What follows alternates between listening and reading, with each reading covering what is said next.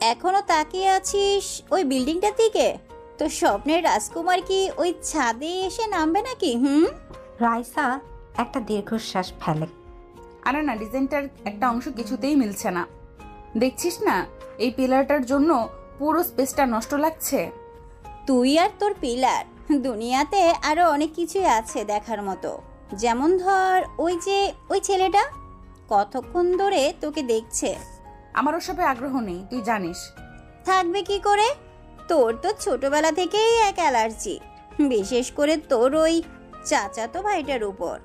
কি যেন নাম? আরিয়ান। ভাবা যায় ছেলেটা তোর চুলে চুইংগাম লাগিয়ে দিয়েছিল। আরিয়ান নামটা শোনার সাথে সাথে রাইসার কপালে দুটো সূক্ষ্ম ভাঁজ পড়ল।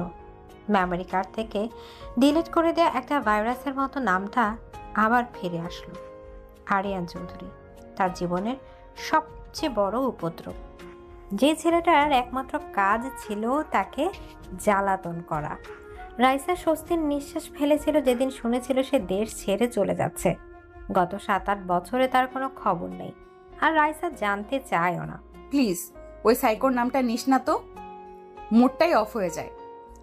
সাইকো একটু বেশি হয়ে গেল না? তুই ওকে দেখিসনি তাই বলছিস? ওর চাহনিটা। রাইসার কথা মাঝে মধ্যে থেমে গেল। তার ফোনটা বেজে উঠেছে।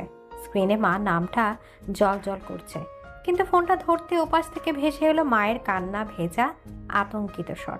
রাইসা, সর্বনাশ হয়ে গেছে রে মা, তুই তুই এক্ষুনি বাসায় আয়। কিছুক্ষণ পর রাইসার বাড়িতে ইমতিয়াজ সাহেব পরাজিত সৈনিকের মতো সোফায় বসে। সব শেষ। আমাদের কোম্পানি, আমাদের সম্মান, এই বাড়ি, সবকিছুই আর থাকবে না। রাইসার বাবার হাত ধরে। এমন ভাবে বলছো কেন বাবা? নিশ্চয়ই কোনো পথ আছে। রাইসার মা চোখ মুছতে মুছতে। কোনো পথ নেই রে, তোর চাচা আরশাদ চৌধুরী এসেছিলেন। আরিয়ানদের বাবা? তিনি কি বলেছেন? তিনি আমাদের সব দেনা শোধ করে দেবেন, কোম্পানিকে আবার দাঁড় করিয়ে দেবেন, কিন্তু বিনিময়ে। রাইসার বুকের ভেতরটা কেঁপে ওঠে। বিনিময়ে কি বাবা? তিনি তোর সাথে আরিয়ানের বিয়ে দিতে চান।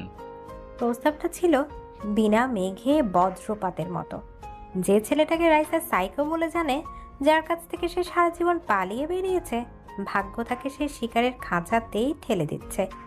পরদিন বিকেলে চৌধুরী গ্রুপের হেড অফিসে বিশাল কাঁচ ঘেরা কনফারেন্স রুম।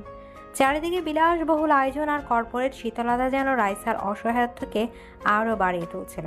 সে তার বাবা মায়ের সাথে একটা পুতুলের মতো বসেছিল, অপেক্ষা করছিল তার জীবনের রায় শোনার জন্য।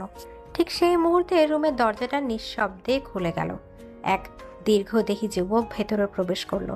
পরনে ব্ল্যাক শার্ট, ব্লেজারটা হাতে ভাঁজ করা, শার্টের হাতা কোনোই পর্যন্ত কোটানো। চেহারায় 7 বছর আগের সেই কিশোর বয়সের কোনো চিহ্ন নেই। তার জায়গা দাঁড়িয়ে আছে এক ভয়ঙ্কর সুন্দর পুরুষ, যার প্রতিটি পদক্ষেপে ঝরে পড়েছে ক্ষমতা আর আত্মবিশ্বাস। কিন্তু সবকিছুকে ছাপিয়ে গেল তার চোখ দুটো। সেই চোখে কোনো অনুভূতি নেই, আছে শুধু এক শিকারের স্থির দৃষ্টি। সে ঘরে ঢুকেই একবার পুরো রুমটা দেখল, কিন্তু তার দৃষ্টিটা এসে স্থির হলো রাইসার উপর। সেই চাহনিতে কোনো পরিচিত খোঁজার চেষ্টা করছিল।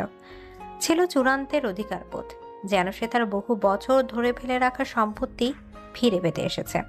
আরিয়ান, আয় বস। আরিয়ান তার বাবার কথায় কান দিল না। সে ধীরে ধীরে এগিয়ে এলো টেবিলের দিকে, কিন্তু চেয়ারে না বসে সে হাঁটতে হাঁটতে এসে দাঁড়ালো ঠিক রাইসার চেয়ারের পেছন। রাইসা তার উপস্থিতিটা নিজের ঘাড়ে অনুভব করতে পারছিল। আরিয়ানের দামি পারফিউমের তীব্র গন্ধ আর তার শরীরের উষ্ণতা রাইসার শির দ্বারা গিয়ে একটা শীতল স্রোত বয়ে গেল। আরিয়ান, আমরা সবাই তোর মতামতের জন্যই অপেক্ষা করছি, তুই তো সবকিছু জানিস। আরিয়ান রাইসার দিকে তাকিয়ে শান্ত গলায় গভীর গলায় বলল, মতামত দেওয়ার কি আছে বাবা? যা আমার তা সবসময় আমারই ছিল, শুধু কাগজে কলমে বাকি ছিল। কথাগুলো বলার সময় আরিয়ানের চোখ এক মুহূর্তের জন্য রাইসার উপর থেকে সরেনি। তার কণ্ঠস্বরে এমন এক শীতল অধিকার বোধ ছিল, যা শুনে রাইসার নিঃশ্বাস বন্ধ হয়ে এসেছিল। এই লোকটা কি পাগল? মানে মানে আরিয়ান তাকে পুরোপুরি উপেক্ষা করে। ডিলটা ফাইনাল, বিয়ের প্রস্তুতি শুরু করুন। কথা শেষ করে আরিয়ান নিজের চেয়ারে গিয়ে বসলো, যেন এতক্ষণ ধরে সেই মিটিংটা পরিচালনা করছিল। এরপর পুরো মিটিংয়ে সে আর একটা কথাও বলেনি, শুধু তার শিকারী চোখ দুটো দিয়ে রাইসাকে পর্যবেক্ষণ করে গেছে। মিটিং শেষে যখন সবাই বেরিয়ে আসছে তখন আরিয়ান এগিয়ে এসে রাইসার পথ আটকে দাঁড়ালো। বাকিরা তখন কয়েক কদম এগিয়ে গেছে। আরিয়ান শান্ত কিন্তু ভয়ঙ্কর গলায়, যা শুধু রাইসাই শুনতে পেল। 7 বছর কি? তোমাকে ছাড়া 7টা বছর অপেক্ষা করেছি রাইসা। ভেবেছিলাম দেশে ফিরে তোমাকে নিজের কাছে নিয়ে আসব, কিন্তু ভাগ্য নিজেই তোমাকে আমার দোরগোড়ায় পৌঁছে দিয়েছে। আপনি কি বলছেন এসব? রাস্তা ছাড়ুন। আরিয়ান রাইসার কানের কাছে মুখ নিয়ে এসে ফিসফিস করে, পালানোর চেষ্টা করো না পাখি, এই খাঁচাটা আমি তোমার জন্যই বানিয়েছি। এখন থেকে তোমার প্রত্যেকটা নিঃশ্বাসও আমার অনুমতিতে চলবে। কথাগুলো বলে আরিয়ান একটা শয়তানি হাসি দিয়ে সরে দাঁড়ালো। রাইসা কাঁপতে কাঁপতে তার বাবা মায়ের দিকে এগিয়ে গেল। তার মনে হচ্ছিল সে কোনো বিয়ের চুক্তিতে সই করতে আসেনি, সে এসেছে এক ভালোবাসার সাইকোর হাতে নিজেকে বলে দিতে। তার বজ্জাত চাচাতো ভাই শুধু ডেভিল হয়ে ফেরেনি, সে ফিরেছে এক ভয়ঙ্কর শিকারী হয়ে, আর রাইসা তার একমাত্র শিকারী। আরিয়ান সেই ফিসফিস করে বলা কথাগুলো রাইসার কানে গরম সীসার মতো প্রবেশ করছিল। 7 বছর অপেক্ষা করেছি, এই বাক্যটা যেন একটা অশুভ মন্ত্রের মতো তার মাথার ভেতর ঘুরপাক খাচ্ছিল। বাড়ি ফিরে পুরো পথটা সে একটা কথা বলতে পারেনি। তার বাবা মা হয়তো ভেবেছিল সে দুঃখে বা লজ্জায় চুপ করে আছে, কিন্তু রাইসা চুপ ছিল ভয়ে। এক অজানা ভয়ঙ্কর ভয়ে তার পুরো শরীরটা যেন অবশ হয়ে গিয়েছিল। বিয়ের আগের 3 দিন রাইসার বাড়িতে। বাবা, আমি শেষবারের মতো বলছি, আমি এই বিয়েটা করতে পারবো না। লোকটা নর্মাল না বাবা, ও একটা সাইকো। এখন আর এসব বলে কোনো লাভ নেই মা। তোর চাচার বিয়ের কার্ড ছাপিয়ে বিলি করা শুরু করে দিয়েছে। এখন যদি তুই না করিস তাহলে শুধু আমাদের কোম্পানি নয়, আমাদের সম্মানটাও ধুলে মিশে যাবে। আরিয়ান হয়তো ছোটবেলায় একটু অন্যরকম ছিল, কিন্তু এখন সে অনেক বড় কোম্পানির মালিক, সে নিশ্চয়ই বদলে গেছে। তুই একটু মানিয়ে নেওয়ার চেষ্টা করিস মা। রাইসা বুঝতে পারছিল এই দেয়ালের সাথে মাথা ঠুকে আর কোনো লাভ নেই। তার বাবা মা আরিয়ানের আসল রূপটা দেখতে পাচ্ছে না, তারা দেখছেন শুধু তাদের উদ্ধারকর্তাকে। রাইসা একা, সম্পূর্ণ একা এই লড়াইয়ে। পরদিন সকালে দরজায় ডেলিভারি ম্যান এসে হাজির। রাইসার নামে কয়েকটা বিশাল বাক্স এসেছে চৌধুরী গ্রুপ থেকে। বাক্স খুলতে বেরিয়ে এলো নামি দামি ব্র্যান্ডের শাড়ি, লেহেঙ্গা, গাউন আর ওয়েস্টার্ন পোশাক, সাথে গহনা আর পারফিউম। দেখ, আরিয়ান তোর জন্য কত কি পাঠিয়েছে। ছেলেটা তোর কতটা খেয়াল রাখে। কিন্তু রাইসার চোখ আটকে ছিল একটা ছোট্ট কালো বক্সের উপর। সেটা খুলতেই বেরিয়ে এলো লেটেস্ট মডেলের একটা মোবাইল ফোন। ফোনটা অন করতে স্ক্রিনে একটা মেসেজ ভেসে উঠল। আমার দেওয়া উপহারগুলো নিশ্চয়ই তোমার পছন্দ হয়েছে পাখি। এখন থেকে তুমি শুধু এই ফোনটাই ব্যবহার করবে। আর হ্যাঁ, কষ্ট করে নম্বর সেভ করার দরকার নেই, এখানে শুধু একজনেরই নম্বর আছে, তোমার মালিকের। রাইসা কন্ট্যাক্ট লিস্ট খুলে দেখলো সত্যি সেখানে শুধু একটা নাম সেভ করা, আরিয়ান। তার পুরনো ফোনটা আরিয়ানের লোক কখন যে নিষ্ক্রিয় করে দিয়েছে সে সেটা টেরও পায়নি। এটা উপহার ছিল না, ছিল তার জগৎটাকে ছোট করে এনে একজনের মধ্যে সীমাবদ্ধ করে দেওয়ার প্রথম ধাপ। বিয়ের দিন কাজী অফিসে আরিয়ানের পাঠানো একটা মেরুন রঙের শাড়ি পরে রাইসা যন্ত্রের মতো বসেছিল। তাকে পুতুলের মতো সাজানো হয়েছে, যে পুতুলে নিজের কোনো ইচ্ছা নেই। আরিয়ান তার পাশে বসেছিল একটা কালো শেরওয়ানিতে। তাকে রাজার মতো দেখাচ্ছিল, এক বিজয়ী রাজা যে তার সবচেয়ে কাঙ্ক্ষিত রাজ্যকে দখল করতে চলেছে। মা, আপনি কবুল বলুন। রাইসা চুপ রইল, তার মুখ দিয়ে একটা শব্দ বের হচ্ছিল না। সে কিভাবে বলবে কবুল? কিভাবে সে নিজের জীবনটাকে শয়তানের হাতে তুলে দেবে? কি হলো মা, কবুল বলো। রাইসা তবুও চুপ। ঠিক সেই মুহূর্তে সে তার কানের কাছে আরিয়ানের শীতল নিঃশ্বাস অনুভব করলো। আরিয়ান শুধু রাইসা শুনতে পায় এমন গলায়। 1 সেকেন্ডের মধ্যে কবুল বলো রাইসা, না হলে কালকের সূর্য ওঠার আগেই তোমার বাবা রাস্তায় দাঁড়িয়ে ভিক্ষা করবে। আমি নিজের হাতে তার কোম্পানিটাকে এমনভাবে ধ্বংস করব যে তোমাদের অস্তিত্বই মুছে যাবে। হুমকিটা এতই শীতল আর স্পষ্ট ছিল যে রাইসার পুরো শরীরটা ভয়ে কেঁপে উঠল। সে চোখ বন্ধ করে নিল। তার সামনে তখন শুধু তার অসহায় বাবার মুখটা ভেসেছিল। কবুল। শব্দটা তার মুখ থেকে নয়, যেন আত্মা থেকে বেরিয়ে এলো। বাবা, আপনি বলুন। আরিয়ান বিজয়ের মতো হাসি মুখে স্পষ্ট এবং দৃঢ় গলায়। কবুল। আরিয়ান যখন আংটি পরাতে গেল তখন সে রাইসার হাতটা এমন শক্ত করে ধরলো যে রাইসার আঙুলে ব্যথা হতে লাগলো। সে শুধু আংটিটা পরালো না, তার অধিকারের একটা ছাপ বসিয়ে দিল। চৌধুরী মেনশনে গাড়িতে পুরোটা পথ আরিয়ান কোনো কথা বলেনি, কিন্তু তার তীব্র দৃষ্টি একবারও রাইসার উপর থেকেও সরেনি। সেই দৃষ্টিতে রাইসার মনে হচ্ছিল একটা ক্ষুধার্ত নেকড়ে তার শিকারকে মাপছে। বাড়িতে ঢোকার পর আরিয়ান তাকে অনুসরণ করতে ইশারা করলো। বিশাল সিঁড়ি বেয়ে সে রাইসাকে নিয়ে এলো দোতলার একটা ঘরের সামনে। এটা ছিল মাস্টার বেডরুম। এটা তো আপনার ঘর, আমার ঘর কোনটা? আরিয়ান দরজা খুলে ভেতরে ঢুকে। আজ থেকে এটাই তোমার ঘর, এটাই তোমার পৃথিবী। অসম্ভব, আমি আপনার সাথে এক ঘরে থাকবো না। আমাদের কথা হয়েছিল। আমাদের কোনো কথা হয়নি রাইসা, কথা শুধু আমি বলেছি আর তুমি শুনেছ। আমি আমার শিকারকে চোখের আড়াল করি না, বিশেষ করে যখন শিকারটা তোমার মতো সুন্দর আর অবাধ্য হয়। আরিয়ান ঘরের বিশাল ওয়াক ইন ক্লজেটের দরজাটা খুললো। এক পাশে তার স্যুট আর শার্ট ঝোলানো, আর অন্য পাশটা পুরোপুরি খালি। তোমার জন্য যা যা লাগবে সব এখানে চলে আসবে। তোমার পুরনো জীবনের কোনো কিছুর আর তোমার প্রয়োজন নেই। আপনি আমার জীবনটা নিয়ন্ত্রণ করার কে? আমি আপনার সম্পত্তি নই। আরিয়ান ধীর পায়ে রাইসার দিকে এগিয়ে এসে। ঠিক এই কথাটা শোনার জন্যই অপেক্ষা করছিলাম। রাইসা ভয় পেয়ে পিছিয়ে যেতে চাইল, কিন্তু আরিয়ান এক ঝটকায় তার হাত ধরে ফেলল। সে রাইসাকে টেনে নিজের বুকের কাছে নিয়ে এলো। ছাড়ুন আমাকে, আমার ভয় লাগছে। ভয়? ভয় তো তোমাকে পেতেই হবে পাখি, কারণ আমি তোমাকে ভালোবাসি, আর আমার ভালোবাসাটা এমনই ভয়ঙ্কর। আরিয়ান রাইসাকে ঠেলতে ঠেলতে দেয়ালের সাথে দাঁড় করালো। রাইসার পালানোর আর কোনো পথ ছিল না। আরিয়ান রাইসার মুখের ওপর ঝুঁকে এসে তীব্র আবেগে। কোথায় পালাবে? এই পুরো পৃথিবীটাও যদি আমি কিনে ফেলি, তবু তোমার পালানোর কোনো জায়গা থাকবে না, কারণ তুমি আমার। তোমার এই শরীর, তোমার মন, তোমার আত্মা, তোমার হাসি, তোমার কান্না, তোমার রাগ, সব কিছু আমার, শুধুই আমার। কথা শেষ করে আরিয়ান তার ঠোঁট দুটো রাইসার ঠোঁটের ওপর চেপে ধরল। সেটা কোনো সাধারণ চুম্বন ছিল না, ছিল তীব্র, উত্তপ্ত আর শাস্তিদায়ক এক চুম্বন। আরিয়ান যেন তার সমস্ত অধিকার, 7 বছরে জমানো আসক্তি আর রাগ এই চুম্বনের মাধ্যমে রাইসার ওপর প্রতিষ্ঠা করতে চাইল। কিছুক্ষণ পর আরিয়ান যখন তাকে ছাড়লো তখন রাইসা হাঁপাচ্ছিল। তার চোখ দুটো ফুলে উঠেছে, তার চোখ দিয়ে অঝরে জল পড়ছে। আরিয়ান তার দিকে তাকালো। তার চোখে কোনো অনুশোচনা ছিল না, ছিল এক ভয়ঙ্কর তৃপ্তি। আরিয়ান রাইসার ভেজা গালে হাত বুলিয়ে ফিসফিস করে, এই খাঁচাই স্বাগতম আমার পাখি।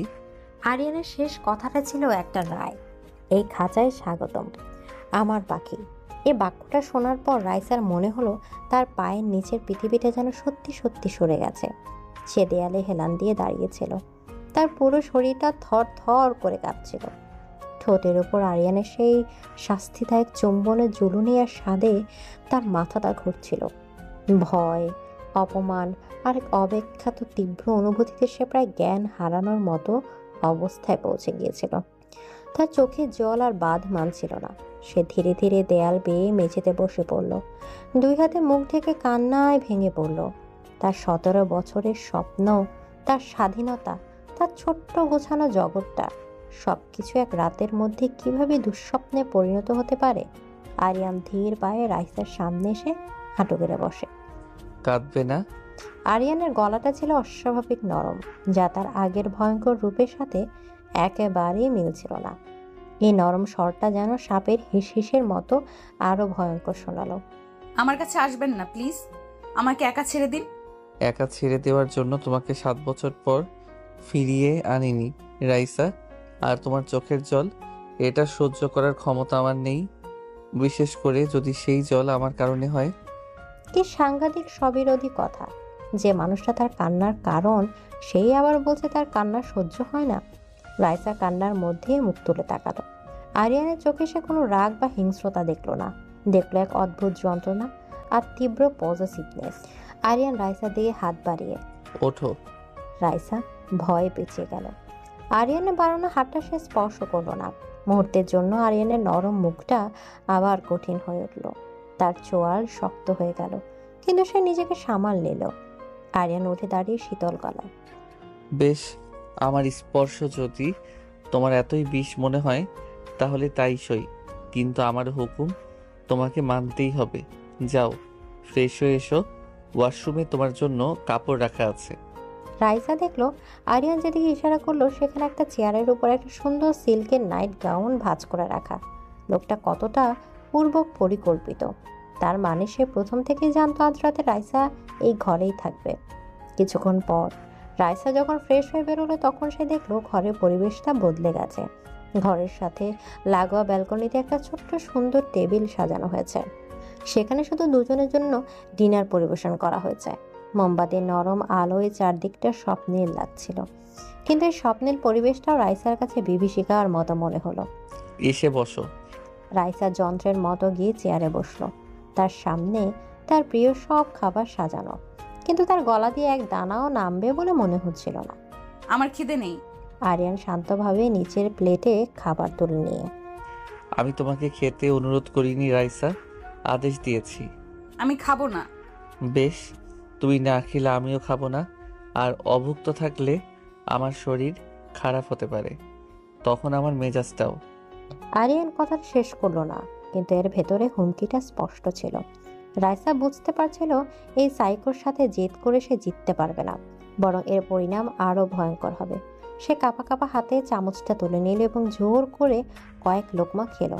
পুরোটা সময় আরিয়ান কোনো কথা না বলে শুধু তাকে দেখছিল। সে তীব্র চাহনির সামনে রাইসার মনে হচ্ছিল সে খাবার খাচ্ছে না, নিজের আত্মসম্মানকে গিলে খাচ্ছে। ডিনারের পর বেডরুমে ঘরে ফিরে রাইসার বুকের ভেতরটা আবার ধুকপুক করে উঠল। ঘরের মাঝখানে বিশাল কিং সাইজের বিছানাটা যেন তাকে গিলে খাওয়ার জন্য অপেক্ষা করছে। আমি সোফায় ঘুমাবো। সোফা? 7 বছর ধরে আমি এই রাতটার স্বপ্ন দেখেছি রাইসা, তোমাকে আমার পাশে, আমার বিছানায়, আমার বাহু বন্ধনে দেখার স্বপ্ন। আর তুমি ভাবলে আমি তোমাকে সোফায় ঘুমাতে দেব? আপনি আমার গায়ে হাত দেবেন না। তোমাকে ছোঁয়ার জন্য আমার কোনো জোর জবরদস্তির প্রয়োজন নেই পাখি। যেদিন আমি তোমাকে ছোঁবো সেদিন তুমি নিজের ইচ্ছাতেই আমার কাছে ধরা দেবে। আরিয়ানের আত্মবিশ্বাস দেখে রাইসা অবাক হয়ে গেল। কিন্তু আজ রাতে আমি আমার একটা স্বপ্ন পূরণ করতে চাই।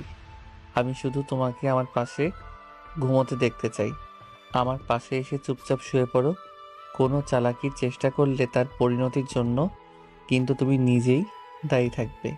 রাইসার আর কিছু বলার ছিল না। সে বুঝতে পারছিল তার সামনে দুটো পথ খোলা। এক, চুপচাপ বিছানায় যাওয়া, অথবা দুই, এই লোকটার ভয়ঙ্কর রূপটা আবার দেখা। সে প্রথমটাই বেছে নিল। বিছানায় মাঝরাতে রাইসা বিছানার একদম কিনারায় জড়সড় হয়ে শুয়েছিল। তার পুরো শরীরটা ভয়ে শক্ত হয়ে আছে। আরিয়ান তার থেকে যথেষ্ট দূরত্ব বজায় রেখে শুয়েছে, কিন্তু রাইসা অনুভব করতে পারছিল সে ঘুমায়নি। সে তার দিকেই তাকিয়ে আছে। রাতের অন্ধকারে আরিয়ানের নিঃশ্বাসের শব্দটা যেন আরো গভীর শোনাচ্ছিল। তুমি কি জানো, গত 7 বছর আমি তোমার প্রত্যেকটা খবর রেখেছি। আরিয়ানের হঠাৎ কণ্ঠস্বরে রাইসা চমকে উঠল। সে কোনো উত্তর দিল না। তুমি কোন কলেজে ভর্তি হলে, তোমার প্রিয় বন্ধুকে কোন আইসক্রিম ফ্লেভারটা তোমার পছন্দ, এমনকি তোমার হাসি মুখের কয়েকটা ছবি চুরি করে আমি আমার ফোনের ওয়ালপেপার বানিয়ে রেখেছিলাম। আরিয়ানের কথাগুলো শুনে রাইসার শরীরের রক্ত হিম হয়ে গেল। এটা ভালোবাসা নয়, এটা স্টকিং। লোকটা গত 7 বছর ধরে তার উপর ছায়ার মতো নজর রেখে গেছে। তুমি যখন ভার্সিটির ওই ছেলেটার সাথে হেসে কথা বলছিলে, আমার বুকের ভেতরটা জ্বলে যাচ্ছিল রাইসা।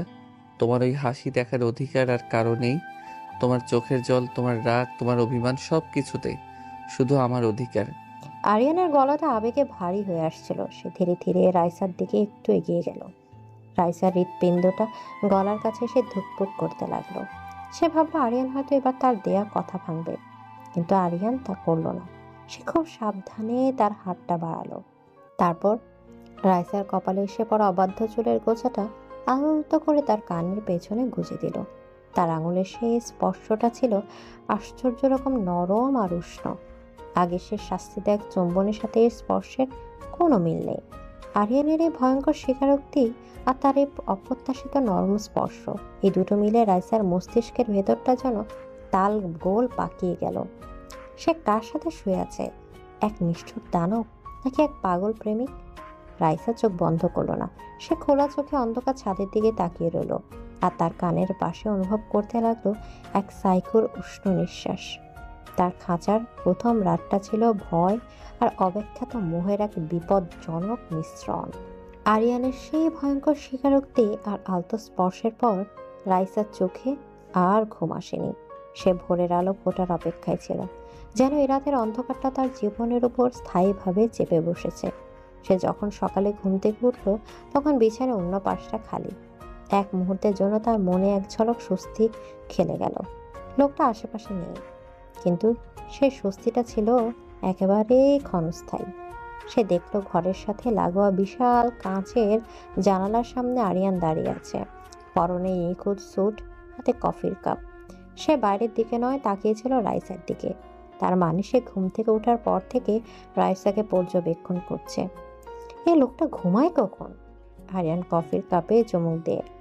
সুপ্রভাত পাখি, ঘুম ভালো হয়েছে নিশ্চয়ই? তার কণ্ঠস্বর থাকা ব্যঙ্গতা রাইসার কান এড়ালো না।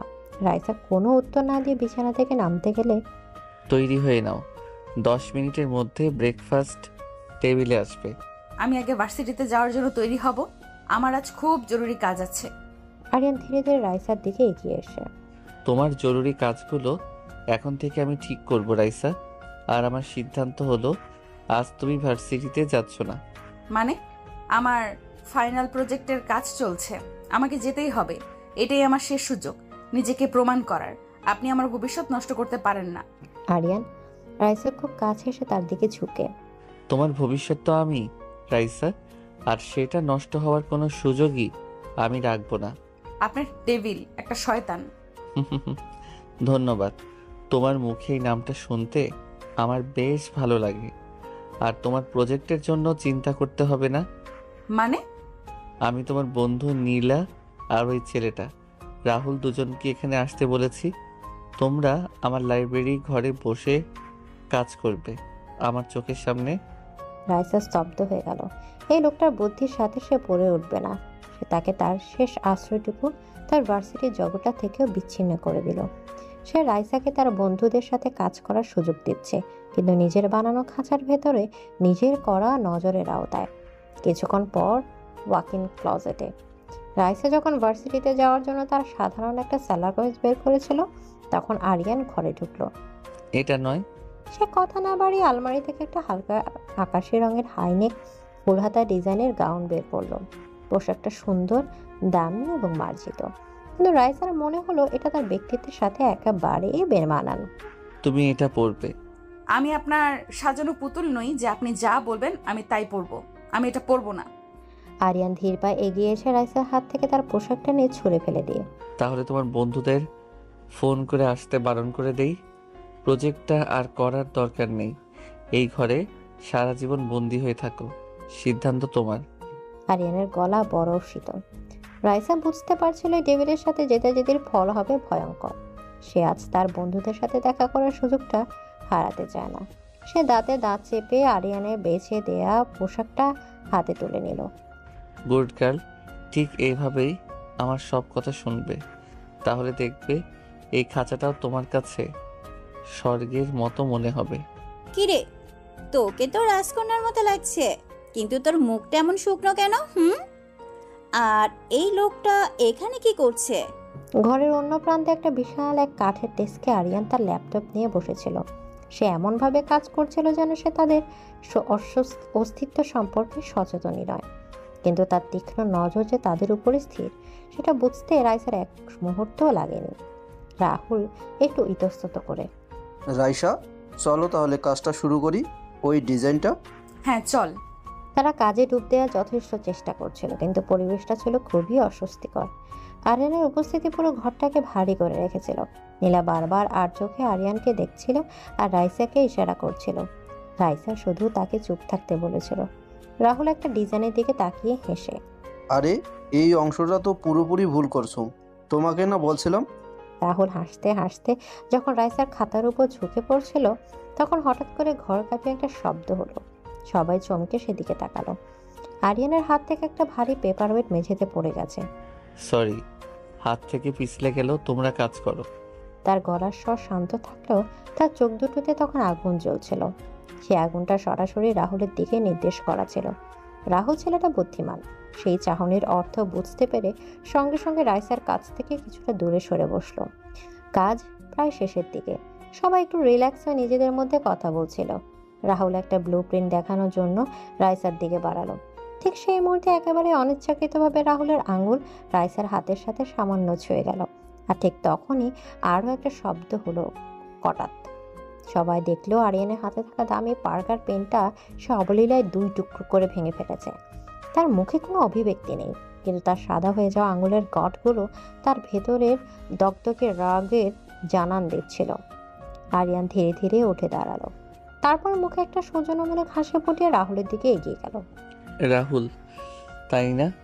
তোমার বাবা তো রহমান গ্রুপের managing director, mister Ashfakur Rahman. Rahul তো ভয়ে ঢোক গেল। জি জি আঙ্কেল। আরিয়ান তার কাঁধে হাত রেখে, গত মাসে তিনি আমাদের সাথে একটা বড় কন্ট্রাক্টের জন্য এসেছিলেন। ডিলটা প্রায় ফাইনাল হয়েও আটকে আছে। দেখো কি করা যায়। আরিয়ানের গলার স্বর ছিল মধুর, কিন্তু তার ভেতরে হুমকিটা ছিল সাপের বিষের মতো ঠান্ডা। রাহুলের মুখটা ভয়ে সাদা হয়ে গেল। সে বুঝতে পারছিল তার একটা ভুলের জন্য তার বাবার পুরো ব্যবসাটা ধ্বংস হয়ে যেতে পারে। আমার মনে হয় আজকের মতো তোমাদের কাজ শেষ, এখন তোমরা আসতে পারো। নীলা আর রাহুল প্রায় দৌড়ে ঘর থেকে বেরিয়ে গেল। আরিয়ান দরজা পর্যন্ত গিয়ে তাদের বিদায় জানিয়ে সে দরজাটা বন্ধ করে দিল। তারপর সে ধীরে ধীরে রাইসার দিকে ঘুরল। তার মুখে সেই সৌজন্যের হাসিটা মিলিয়ে গেছে। সেই জায়গায় ফুটে উঠেছে এক ডেভিলের তীব্র পজিটিভ ক্রোধ। আপনি আপনি এটা কি করলেন? ওদেরকে ভয় দেখালেন কেন? আরিয়ান রাইসার সামনে এসে তার 2 কাঁধ শক্ত করে ধরে। ভয়? এটাকে ভয় দেখানো বলে না রাইসা, এটাকে বলে নমুনা। মানে? আমি বলেছিলাম না, তোমার হাসি, তোমার কথা, তোমার নিঃশ্বাস সব কিছু আমার। আর তোমাকে অন্য কোনো পুরুষের স্পর্শ করা তো অনেক দূরের কথা, তার ছায়াটাও আমি তোমার উপর পড়তে দেব না। আজ ও শুধু আমার ক্ষমতার একটা ছোট নমুনা দেখলো। পরের বার যদি এমন কিছু হয় তাহলে ওর আঙুলগুলো আমি আস্ত রাখবো না। আরিয়ানের চোখে মুখে এমন এক ভয়ঙ্কর হিংস্রতা ফুটে উঠেছিল, যা দেখে রাইসার শরীরের সমস্ত রক্ত জল হয়ে গেল। সে বুঝতে পারলো সে কোনো মানুষের সাথে নয়, এক ভালোবাসার ডেভিলের সাথে এক খাঁচায় বন্দী হয়েছে, যে তার শিকারের উপর আর কারো সামান্য আচরও সহ্য করবে না। এদিকে আরিয়ানের শেষ কথাগুলো ছিল একটা চূড়ান্ত রায়ের মতো। তার সেই হিংস্র পজিটিভ চোখের দিকে তাকিয়ে রাইসার মনে হলো সে যেন এক ক্ষুধার্ত হিংসের খাঁচা এসে পড়েছে, যে তার শিকারের উপর সামান্য ভাগও কাউকে দেবে না। ভয়ে, অপমানে আর হতাশায় তার ভেতরটা ভেঙে চুরমার হয়ে যাচ্ছিল। আপনি একটা জানোয়ার। আপনার মনে কোনো দয়া মায়া নেই। কেন করছেন আমার সাথে এমন? এর চেয়ে একবারে আমাকে মেরে ফেলুন, কিন্তু দয়া করে এইভাবে তিলে তিলে মারবেন না। রাইসার এই কান্নায় আরতি ছিল, ঘৃণা ছিল, কিন্তু সবচেয়ে বেশি ছিল তার অসহায়ত্ব। তার এই ভাঙা রূপটা দেখে আরিয়ানের সেই রাগে জ্বলতে থাকা চোখ দুটো মুহূর্তের জন্য বদলে গেল। সেই হিংস্রতার জায়গায় ফুটে উঠল এক তীব্র না বলা যন্ত্রণা। তার কাঁধের উপর রাখা শক্ত হাত দুটো ধীরে ধীরে নরম হয়ে এলো। চুপ করো রাইসা, প্লিজ, তুমি চুপ করো। আরিয়ানের কণ্ঠস্বর এবার কোনো হুমকি ছিল না, ছিল এক অদ্ভুত আকুতি। তোমাকে মারার কথা আমি স্বপ্নেও ভাবতে পারি না। তোমাকে সামান্য কষ্ট দেওয়ার অধিকারও এই দুনিয়ার কারো নেই, এমনকি আমারও না। কিন্তু যখন অন্য কেউ তোমার দিকে তাকায় বা তোমাকে ছোঁয়ার কথা ভাবে, তখন আমার মাথার ভেতরটার কাজ করে না। তখন আমার শুধু মনে হয় ওই হাতটা আমি ভেঙে গুড়িয়ে দেই, ওই চোখটা উপরে ফেলি। কথাগুলো বলতে বলতে আরিয়ান রাইসাকে আলতো করে নিজের বুকের কাছে টেনে নিল। এতে কোনো রোমান্টিক আলিঙ্গন ছিল না, ছিল তীব্র অধিকার বোধে ভরা এক মরিয়া আশ্রয় খোঁজার চেষ্টা। সে রাইসাকে এত শক্ত করে জড়িয়ে ধরল যেন সে রাইসাকে তার নিজের শরীরের সাথে মিশিয়ে ফেলতে চায়, বাইরের দুনিয়ার সমস্ত নজর থেকে চিরদিনের জন্য লুকিয়ে ফেলতে চায়। আরিয়ান তার মুখটা রাইসার চুলের মধ্যে ডুবিয়ে দিল। রাইসা তার কাঁধের উপর আরিয়ানের ঘন নিঃশ্বাস অনুভব করতে পারছিল। সে এতটাই অবাক, ক্লান্ত আর মানসিকভাবে বিধ্বস্ত ছিল যে সে বাধা দেওয়ার শক্তিটুকু হারিয়ে ফেলেছিল। সে শুধু চোখ বন্ধ করে দাঁড়িয়ে রইল তার ডেভিল স্বামীর সেই অদ্ভুত যন্ত্রণাদায়ক আলিঙ্গনে। লাইব্রেরির ওই ঘটনার পর আরিয়ান আর রাইসার মধ্যে আর কোনো কথা হয়নি। রাইসা নিজের ঘরে বন্দি ছিল। তার মনটা ছিল এক উত্তাল সমুদ্রের মতো। সে যখন ভাবছিল যে তার জীবনটা সেই চার দেয়ালের মধ্যে শেষ হয়ে যাবে, তখন আরিয়ান ঘরে ঢুকলো। আমার সাথে এসো। কোথায়? প্রশ্ন করবে না রাইসা, শুধু যা বলছি তাই করো। রাইসা তার তর্ক করার ইচ্ছা ছিল না। সে যন্ত্রের মতো আরিয়ানের পেছন পেছন হাঁটতে লাগলো। আরিয়ান তাকে লাইব্রেরির ঘরের এক কোনায় নিয়ে এলো। সেখানে দেয়ালের সাথে লাগানো বিশাল বইয়ের তাকটার একপাশে সে হাত রাখতেই একটা গোপন দরজা খুলে গেল। রাইসা অবাক হয়ে তাকিয়ে রইল। দরজার ওপাশে যা ছিল তা দেখার জন্য রাইসা প্রস্তুত ছিল না। ওটা ছিল একটা স্বপ্ন, তার সারা জীবনের স্বপ্ন। বিশাল একটা ঘর, যার একটা পুরো দেয়াল কাচের, যেখান থেকে বাইরের সুন্দর বাগানটা দেখা যায়। ঘরের ভেতর আর্কিটেকচারের জন্য যা যার প্রয়োজন তার সব কিছু আছে। লেটেস্ট মডেলের ড্রাফটিং টেবিল, হাই কনফিগারেশনের কম্পিউটার, 3D প্রিন্টার, সব ধরনের পেন্সিল, স্কেল আর কাগজের সম্ভার। এটা কোনো সাধারণ স্টুডিও নয়, এটা একজন আর্কিটেকচারের কাজে স্বর্গ। রাইসা অবিশ্বাসের দৃষ্টিতে কাঁপা গলায়, এটা কি? এটা তোমার তোমার নতুন জগৎ। আমার জগৎ? হ্যাঁ, তুমি বলেছিলে তোমার ফাইনাল প্রজেক্ট চলছে। বলেছিলে তুমি তোমার ভবিষ্যৎ নষ্ট হতে দেবে না, আমিও দেব না। তাই তোমার ভবিষ্যৎ, তোমার স্বপ্নকে আমি এই খাঁচার ভেতরেই নিয়ে এসেছি। আরিয়ানের কথাগুলো শুনে রাইসার মাথা কাজ করা বন্ধ করে দিয়েছিল। এই লোকটা কি দিয়ে তৈরি?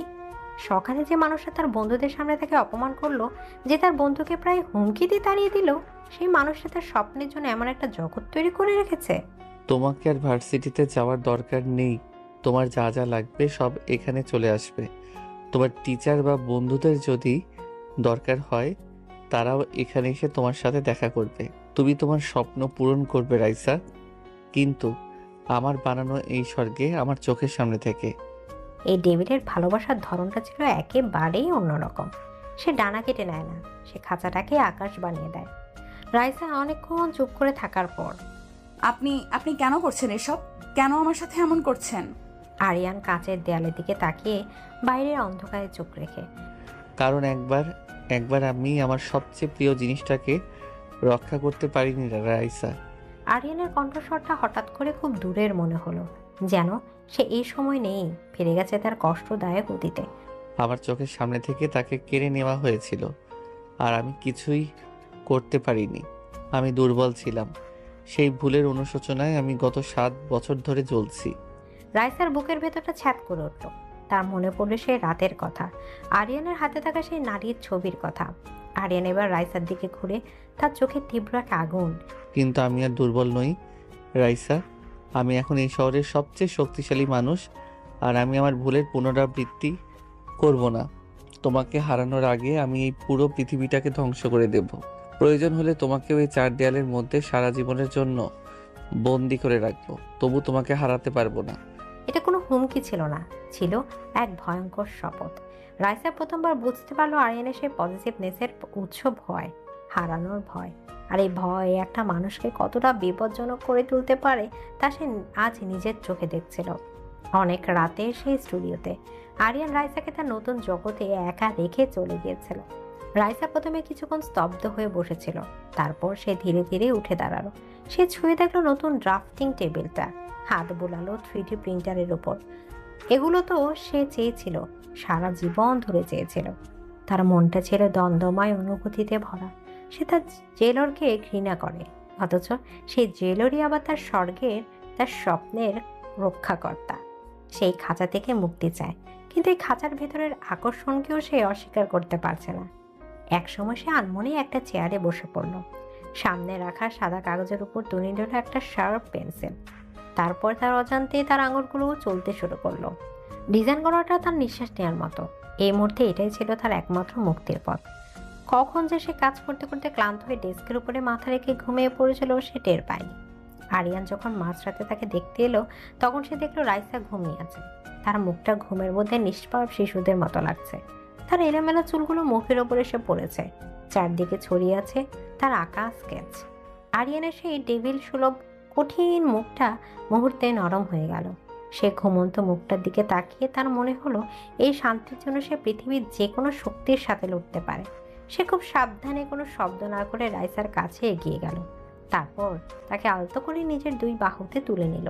ঠিক সেই মুহূর্তে আরিয়ানের বুকের উষ্ণতা রাইসার ঘুমটা ভেঙে গেল। সে চোখ পিটপিট করে চাইল। প্রথমে সে বুঝতে পারলো না সে কোথায় আছে। তারপর সে দেখলো সে তার ডেভিল স্বামীর বলিষ্ঠ বাহু বন্ধনে বন্দী। সে তাকে কোলে তুলে নিয়ে বেডরুমের দিকে এগিয়ে যাচ্ছে।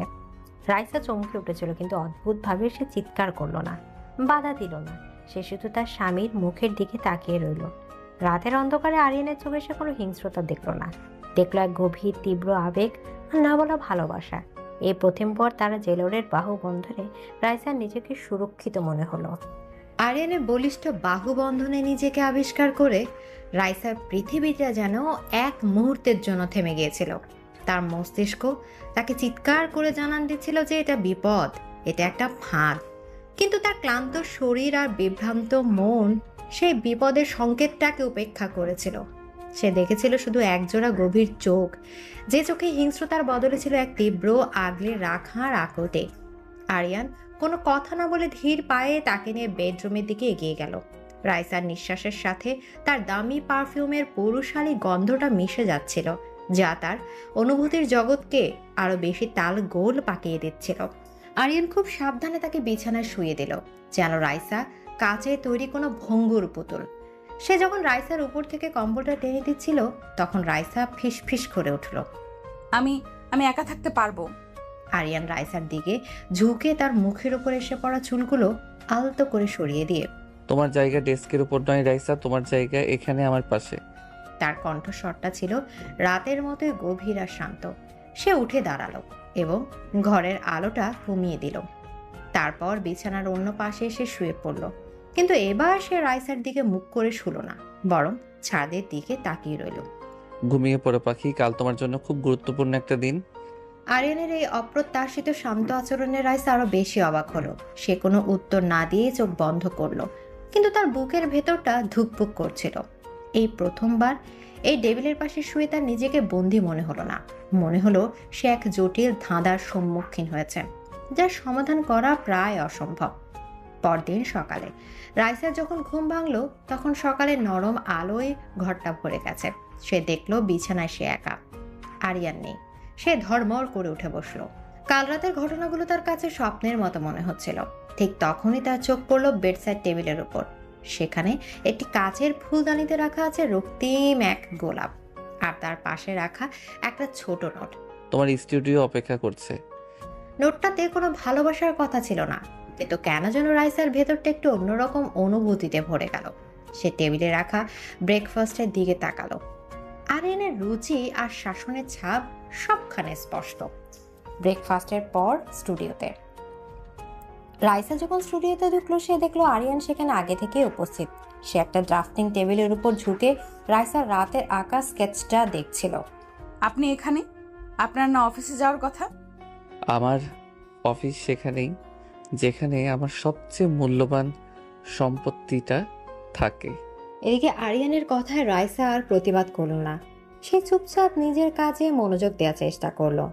তোমার ডিজাইনের কনসেপ্টটা ইন্টারেস্টিং। একটা পাবলিক লাইব্রেরির ডিজাইন যেখানে প্রকৃতি আর স্থাপত্য একে অপরের সাথে মিশে যাবে। কিন্তু এই যে কাচের ছাদটা তুমি ডিজাইন করেছো, এটা লোড বেয়ারিং স্ট্রাকচার নিয়ে ভেবেছো। আমাদের দেশের আবহাওয়ায় এটা রক্ষণাবেক্ষণ করাটা খুব কঠিন হবে। রাইসা অবাক হয়ে গেল। সে ভাবতেও পারেনি আরিয়ান, যে কিনা একজন নির্দয় ব্যবসায়ী, সে আর্কিটেকচারের এত কঠিন বিষয়গুলো বুঝবে। সে তার নিজের অজান্তেই আরিয়ানের সাথে তার ডিজাইন নিয়ে আলোচনা মগ্ন হয়ে গেল। আমি গ্লেজিংয়ের জন্য ফটোভোল্টাইক গ্লাস ব্যবহার করার কথা ভেবেছি। সোলার প্যানেলের কাজও করবে, আর সাপোর্টের জন্য স্টিলের বদলে গ্লুগাম বিম ব্যবহার করলে। আইডিয়াটা ভালো, কিন্তু খরচ অনেক বেড়ে যাবে। প্রায় 1 ঘন্টা ধরে তারা কথা বলল। এই 1 ঘন্টায় রাইসা প্রায় ভুলেই গিয়েছিল যে সে তার জেলরের সাথে কথা বলছে। তার মনে হচ্ছিল সে তার কোনো প্রফেসরের সাথে তার স্বপ্নের প্রজেক্ট নিয়ে আলোচনা করছে। আরিয়ানের চোখে সে প্রথমবারের মতো দেখছিল মুগ্ধতা, যা তার পজেসিভ চাহনির থেকে একদম আলাদা। দুপুরে সেই স্টুডিওতে কখন যে দুপুর গড়িয়ে বিকেল হয়ে গেছে রাইসা টেরই পায়নি। সে তার কাজে এতটাই মগ্ন ছিল যে সকালের ব্রেকফাস্টের পর পেটে আর কিছুই পড়েনি। হঠাৎ দরজায় শব্দ হওয়ায় সে মুখ তুলে তাকালো। আরিয়ান দাঁড়িয়ে আছে, তার হাতে একটা খাবারের ট্রে। কাজের জন্য নিজের শরীরের ওপর অত্যাচার করাটা আমার নিয়মের বাইরে, রাইসা। আমার যখন ইচ্ছা হবে আমি তখন খাবো, আপনার ভাবতে হবে না। আরিয়ান ট্রেটা টেবিলের উপর রেখে, আমার ভাবতে হবে, কারণ তোমার এই শরীরটার ওপরও এখন আমার অধিকার। আরিয়ানের কথা রাইসা রেগে কিছু বলতে যাবে তার আগে আরিয়ান ট্রে থেকে একটা স্যান্ডউইচের টুকরো তুলে রাইসার মুখের সামনে ধরল। খাও। আমি খাবো না। জেদ করো না রাইসা, আমার ধৈর্যের পরীক্ষা নিও না। রাইসা মুখ ঘুরিয়ে নিল। তাদের মধ্যে এক নীরব যুদ্ধ শুরু হলো। আরিয়ানের চোখে অটল জেদ আর রাইসার চোখে তীব্র অবজ্ঞা। আরিয়ান এক দৃষ্টিতে তার দিকে তাকিয়ে রইল। সে দৃষ্টির তীব্রতার সামনে রাইসা ধীরে ধীরে দুর্বল হয়ে পড়েছিল। শেষ পর্যন্ত সে হার মানল। সে মুখ খুলতে আরিয়ানের স্যান্ডউইচের টুকরোটা তার মুখে পড়ে নিল। আরিয়ান নিজের হাতে রাইসাকে কয়েক টুকরো স্যান্ডউইচ আর ফল খাইয়ে দিল। এই দৃশ্যটা ছিল অদ্ভুত। এটা ছিল একই সাথে এক চরম নিয়ন্ত্রণের প্রকাশ, আবার এক গভীর যত্নের বহিঃপ্রকাশ। রাইসার নিজেকে এক পোষা পাখি মনে হচ্ছিল, যাকে তার মালিক নিজের হাতে খাইয়ে দিচ্ছে। রাইসা যখন খাচ্ছিল তখন তার চোখ হঠাৎ করে আরিয়ানের শার্টের কলারের কাছে আটকে গেল। শার্টের উপরের বোতামটা খোলা থাকায় সেখান দিয়ে একটা আবছা দাগ দেখা যাচ্ছে, একটা পুরনো কাটা দাগ। কি মনে করে রাইসা তার নিজের অজান্তে হাতটা বাড়ালো। তার আঙুলগুলো আলতো করে ছুঁয়ে গেল আরিয়ানের বুকের সেই কাটা দাগটায়। স্পর্শটা পেতে আরিয়ানের পুরো শরীরটা যেন পাথরের মতো শক্ত হয়ে গেল। এটা কিসের দাগ? প্রশ্নটা শোনার সাথে সাথে আরিয়ানের মুখে সেই শান্ত ভাবটা উধাও হয়ে গেল। তার চোখের মণিতে দেখা দিল এক গভীর অন্ধকার সমুদ্রের ঝড়। সেই যন্ত্রণা কাতর বিধ্বস্ত মুখটা আবার ফিরে এলো, যা রাইসা প্রথম রাতে স্টাডি রুমে দেখেছিল। আরিয়ান প্রায় ছিটকে সরে গেল। সে রাইসার হাতটা ধরে ফেলল। তার হাতের মুঠোটা ছিল বরফের মতো ঠান্ডা আর পাথরের মতো শক্ত। কখনো না, এই বিষয়ে আমাকে আর কখনো কোনো প্রশ্ন করবে না, নেভার। কথা শেষ করে আরিয়ান প্রায় দৌড়ে ঘর থেকে বেরিয়ে গেল, যেন সে রাইসার কাছ থেকে নয়, নিজের অতীতের কাছ থেকে পালিয়ে যাচ্ছে। রাইসা একা বসে রইল সেই স্টুডিওতে। তার আঙুলের ডগায় তখনও লেগে আছে আরিয়ানের সেই দাগকে ছোঁয়ার অনুভূতি। সে প্রথমবার এই ডেভিলের বর্মের মধ্যে একটা ফাটল দেখতে পেল, আর সেই ফাটলের পেছনে লুকিয়ে থাকা রহস্যটা জানার জন্য তার ভেতরটা তীব্র কৌতূহলে ভরে গেল। এদিকে আরিয়ানের ঘর থেকে প্রায় পালিয়ে যাওয়ার পর স্টুডিওর সেই বিশাল ঘরটাতে একা দাঁড়িয়েছিল রাইসা। তার আঙুলের ডগায় তখনও লেগেছিল আরিয়ানের বুকের সেই দাগ কাটা ছোঁয়ার অনুভূতি। আরিয়ানের এই যন্ত্রণাকাতর মুখ আর পালিয়ে যাওয়াটা রাইসার মনের ভেতর তোলপাড় সৃষ্টি করেছিল। এই প্রথমবার তার মনে হলো এই ডেভিল শুধু তাকে বন্দি করেনি, সে নিজেও তার অতীতের এক ভয়ঙ্কর খাঁচায় বন্দি। সেদিন রাতে আরিয়ানের স্টাডি রুমের বাইরে রাতের খাবারটা রাইসা একাই খেয়েছিল। আরিয়ান ঘর থেকে বের হয়নি। বাড়ির সার্ভেন্টরা জানিয়েছিল সে স্টাডি রুমে নিজেকে বন্দি করে রেখেছে। রাত প্রায় 12টা বাজে, কিন্তু আরিয়ানের ঘর থেকে কোনো সারা শব্দ নেই। রাইসার বুকের ভেতরটা এক অজানা আশঙ্কায় ভারী হয়ে উঠল। সে অনেকক্ষণ নিজের সাথে যুদ্ধ করলো। তার মস্তিষ্ক বলছিল যে তোমাকে এত কষ্ট দেয় তার জন্য তোমার ভাবার দরকার নেই, কিন্তু তার মন মানছিল না। সে ধীর পায়ে এগিয়ে গেল আরিয়ানের স্টাডি রুমের দরজার সামনে। দরজাটা ভেতর থেকে বন্ধ। রাইসা দরজায় হালকা নক করে। আপনি ঠিক আছেন? ভেতর থেকে কোনো উত্তর এলো না। আমি জানি আপনি ভেতরে আছেন, প্লিজ দরজাটা খুলুন। আরিয়ান ভেতর থেকে ভেসে আসা গভীর শীতল গলায়, এখান থেকে চলে যাও রাইসা। আপনি দরজা না খুললে আমি এখানেই দাঁড়িয়ে থাকবো।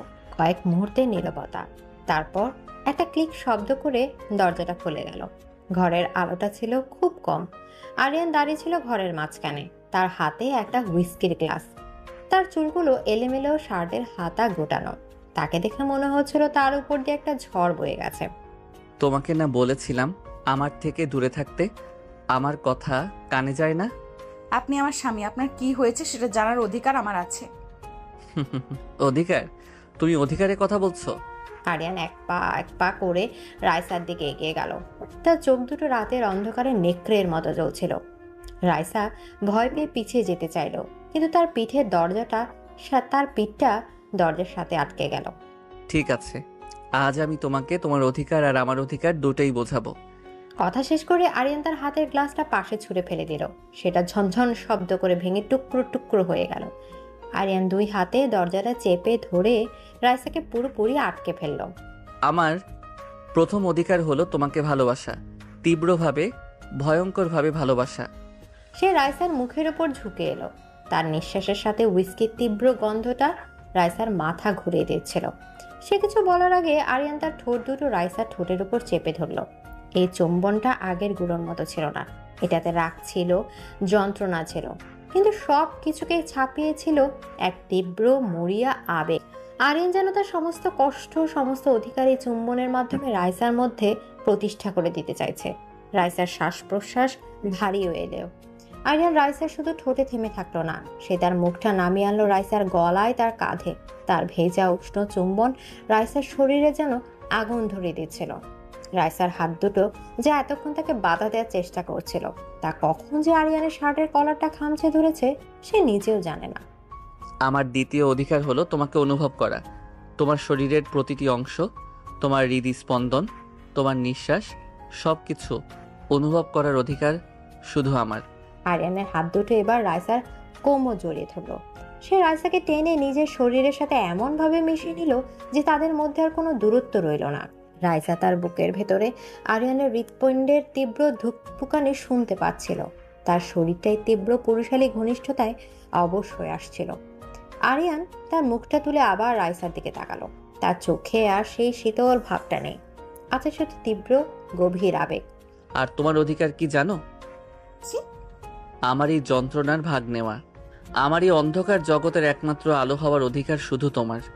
কথা শেষ করে সে আবার রাইসাকে চুম্বন করতে লাগলো। এবার রাইসার বাধা দিল না। তার সমস্ত ভয়, সমস্ত দ্বিধা যেন এই তীব্র আবেগের আগুনে পুড়ে ছাই হয়ে যাচ্ছিল। সে তার স্বামী সে ভয়ঙ্কর কিন্তু আকর্ষণীয় ভালোবাসার কাছে আত্মসমর্পণ করলো। আরিয়ান যখন রাইসাকে ছাড়লো তখন দুজনেই হাঁপাচ্ছিল। আরিয়ান তার কপালটা রাইসার কপালের সাথে ঠেকিয়ে রাখলো। তার সেই ডেভিল সুলভ রূপটা উধাও। সেই জায়গায় ফুটে উঠেছে এক ক্লান্ত বিধ্বস্ত মুখ। আমাকে ছুঁয়ো না রাইসা, আমার ভেতরটা বিষে ভরা, আমার অতীতটা একটা অভিশাপ। সেই অভিশাপের ছোঁয়া আমি তোমাকে লাগতে দিতে চাই না।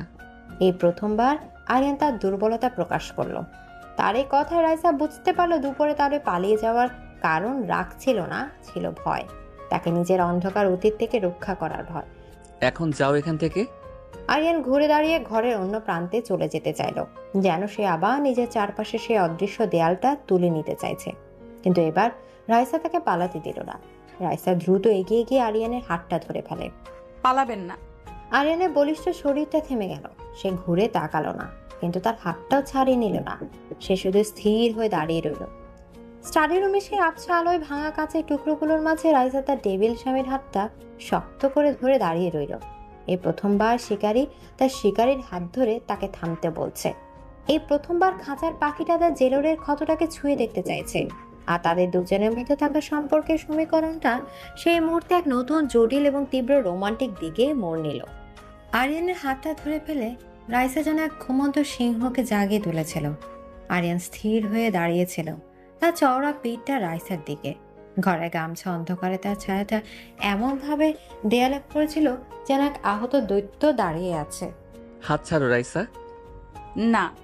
আমার কথা শুনতে পাওনি? বললাম হাত ছাড়ো, না হলে কি আবার আমাকে কষ্ট দেবেন? দিন, আপনার দেওয়া কষ্ট এখন আমার অভ্যাস হয়ে গেছে, কিন্তু আজ আমি আপনার ভেতরের কষ্টটার কারণ না জেনে এখান থেকে এক পাও নড়ব না। রাইসার এই অপ্রত্যাশিত দৃঢ়তার আরিয়ানের বলিষ্ঠ শরীরটা যেন কেঁপে উঠল। সে ধীরে ধীরে রাইসার দিকে ঘুরল। তার চোখ দুটো ছিল যন্ত্রণায় লাল। সেই চোখে আর আগে সেই টেবিল সুলভ শাসন ছিল না, ছিল এক গভীর বিধ্বস্ত অসহায়ত্ব।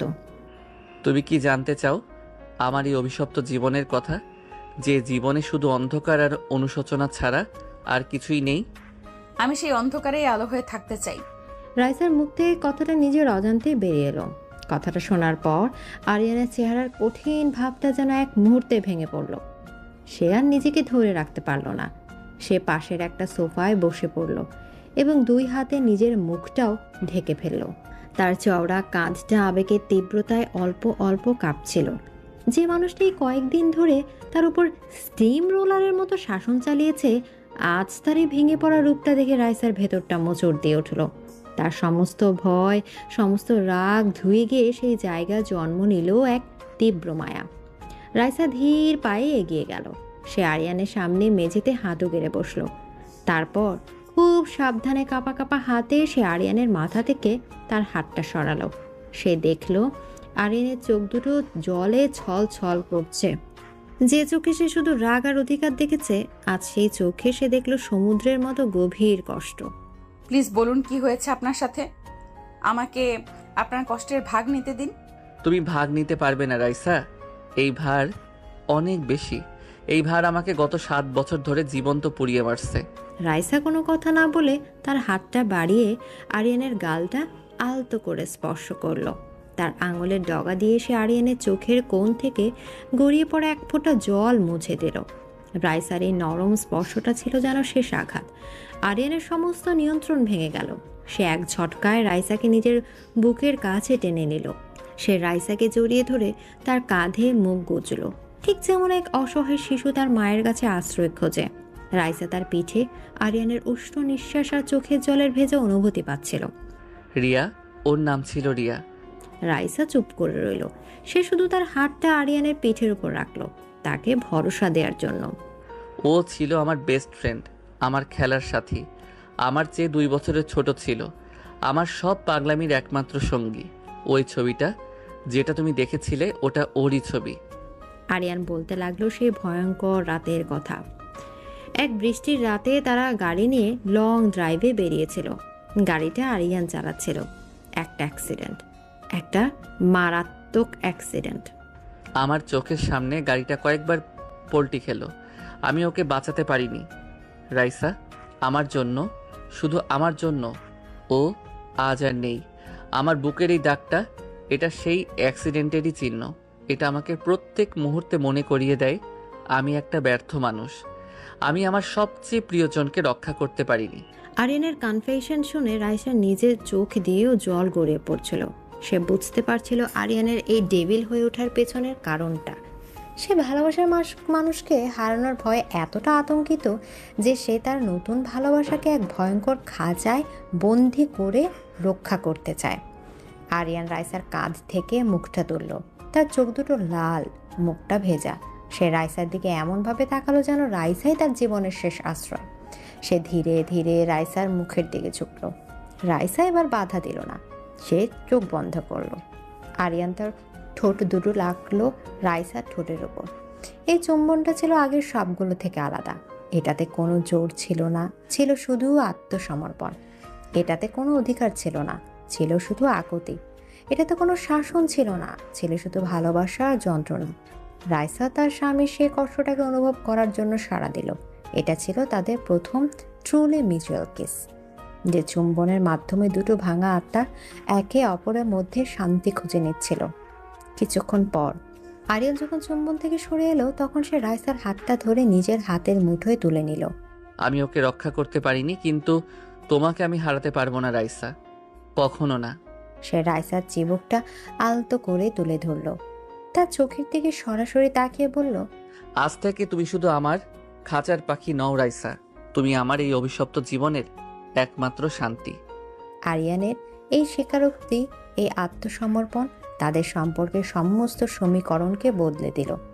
রাইসা বুঝতে পারল সে এক ডেভিলের প্রেমে পড়েছে, যে ডেভিল ভালোবাসার জন্য সব জ্বালিয়ে দিতে পারে।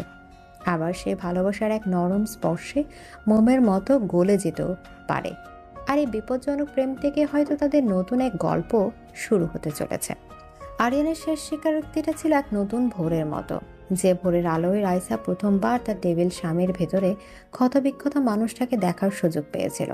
সে রাতটা ছিল তাদের জীবনের প্রথম রাত, যেখানে কোনো শাসন ছিল না, ছিল শুধু দুটো ভাঙা আত্মার একে অপরকে খুঁজে পাওয়ার আকুতি। পরদিন সকালে মাস্টার বেডরুমে রাইসার যখন ঘুম ভাঙল, তখন সে নিজেকে আবিষ্কার করলো এক বলিষ্ঠ বাহুবন্ধনে। আরিয়ান তাকে ঘুমের মধ্যেই নিজের বুকের কাছে জড়িয়ে ধরে রেখেছে। তার নিঃশ্বাসের উষ্ণতা রাইসার ঘাড়ে এসে পড়ছিল। এই প্রথমবার ঘুম ভাঙার পর আরিয়ানের উপস্থিতি তার কাছে ভয়ের কারণ মনে হলো না, বরং এক অদ্ভুত নিরাপত্তা বোধে তার মনটা ভরে গেল। সে নাড়াচাড়া না করে চুপচাপ শুয়ে আরিয়ানের ঘুমন্ত মুখটার দিকে তাকিয়ে রইল।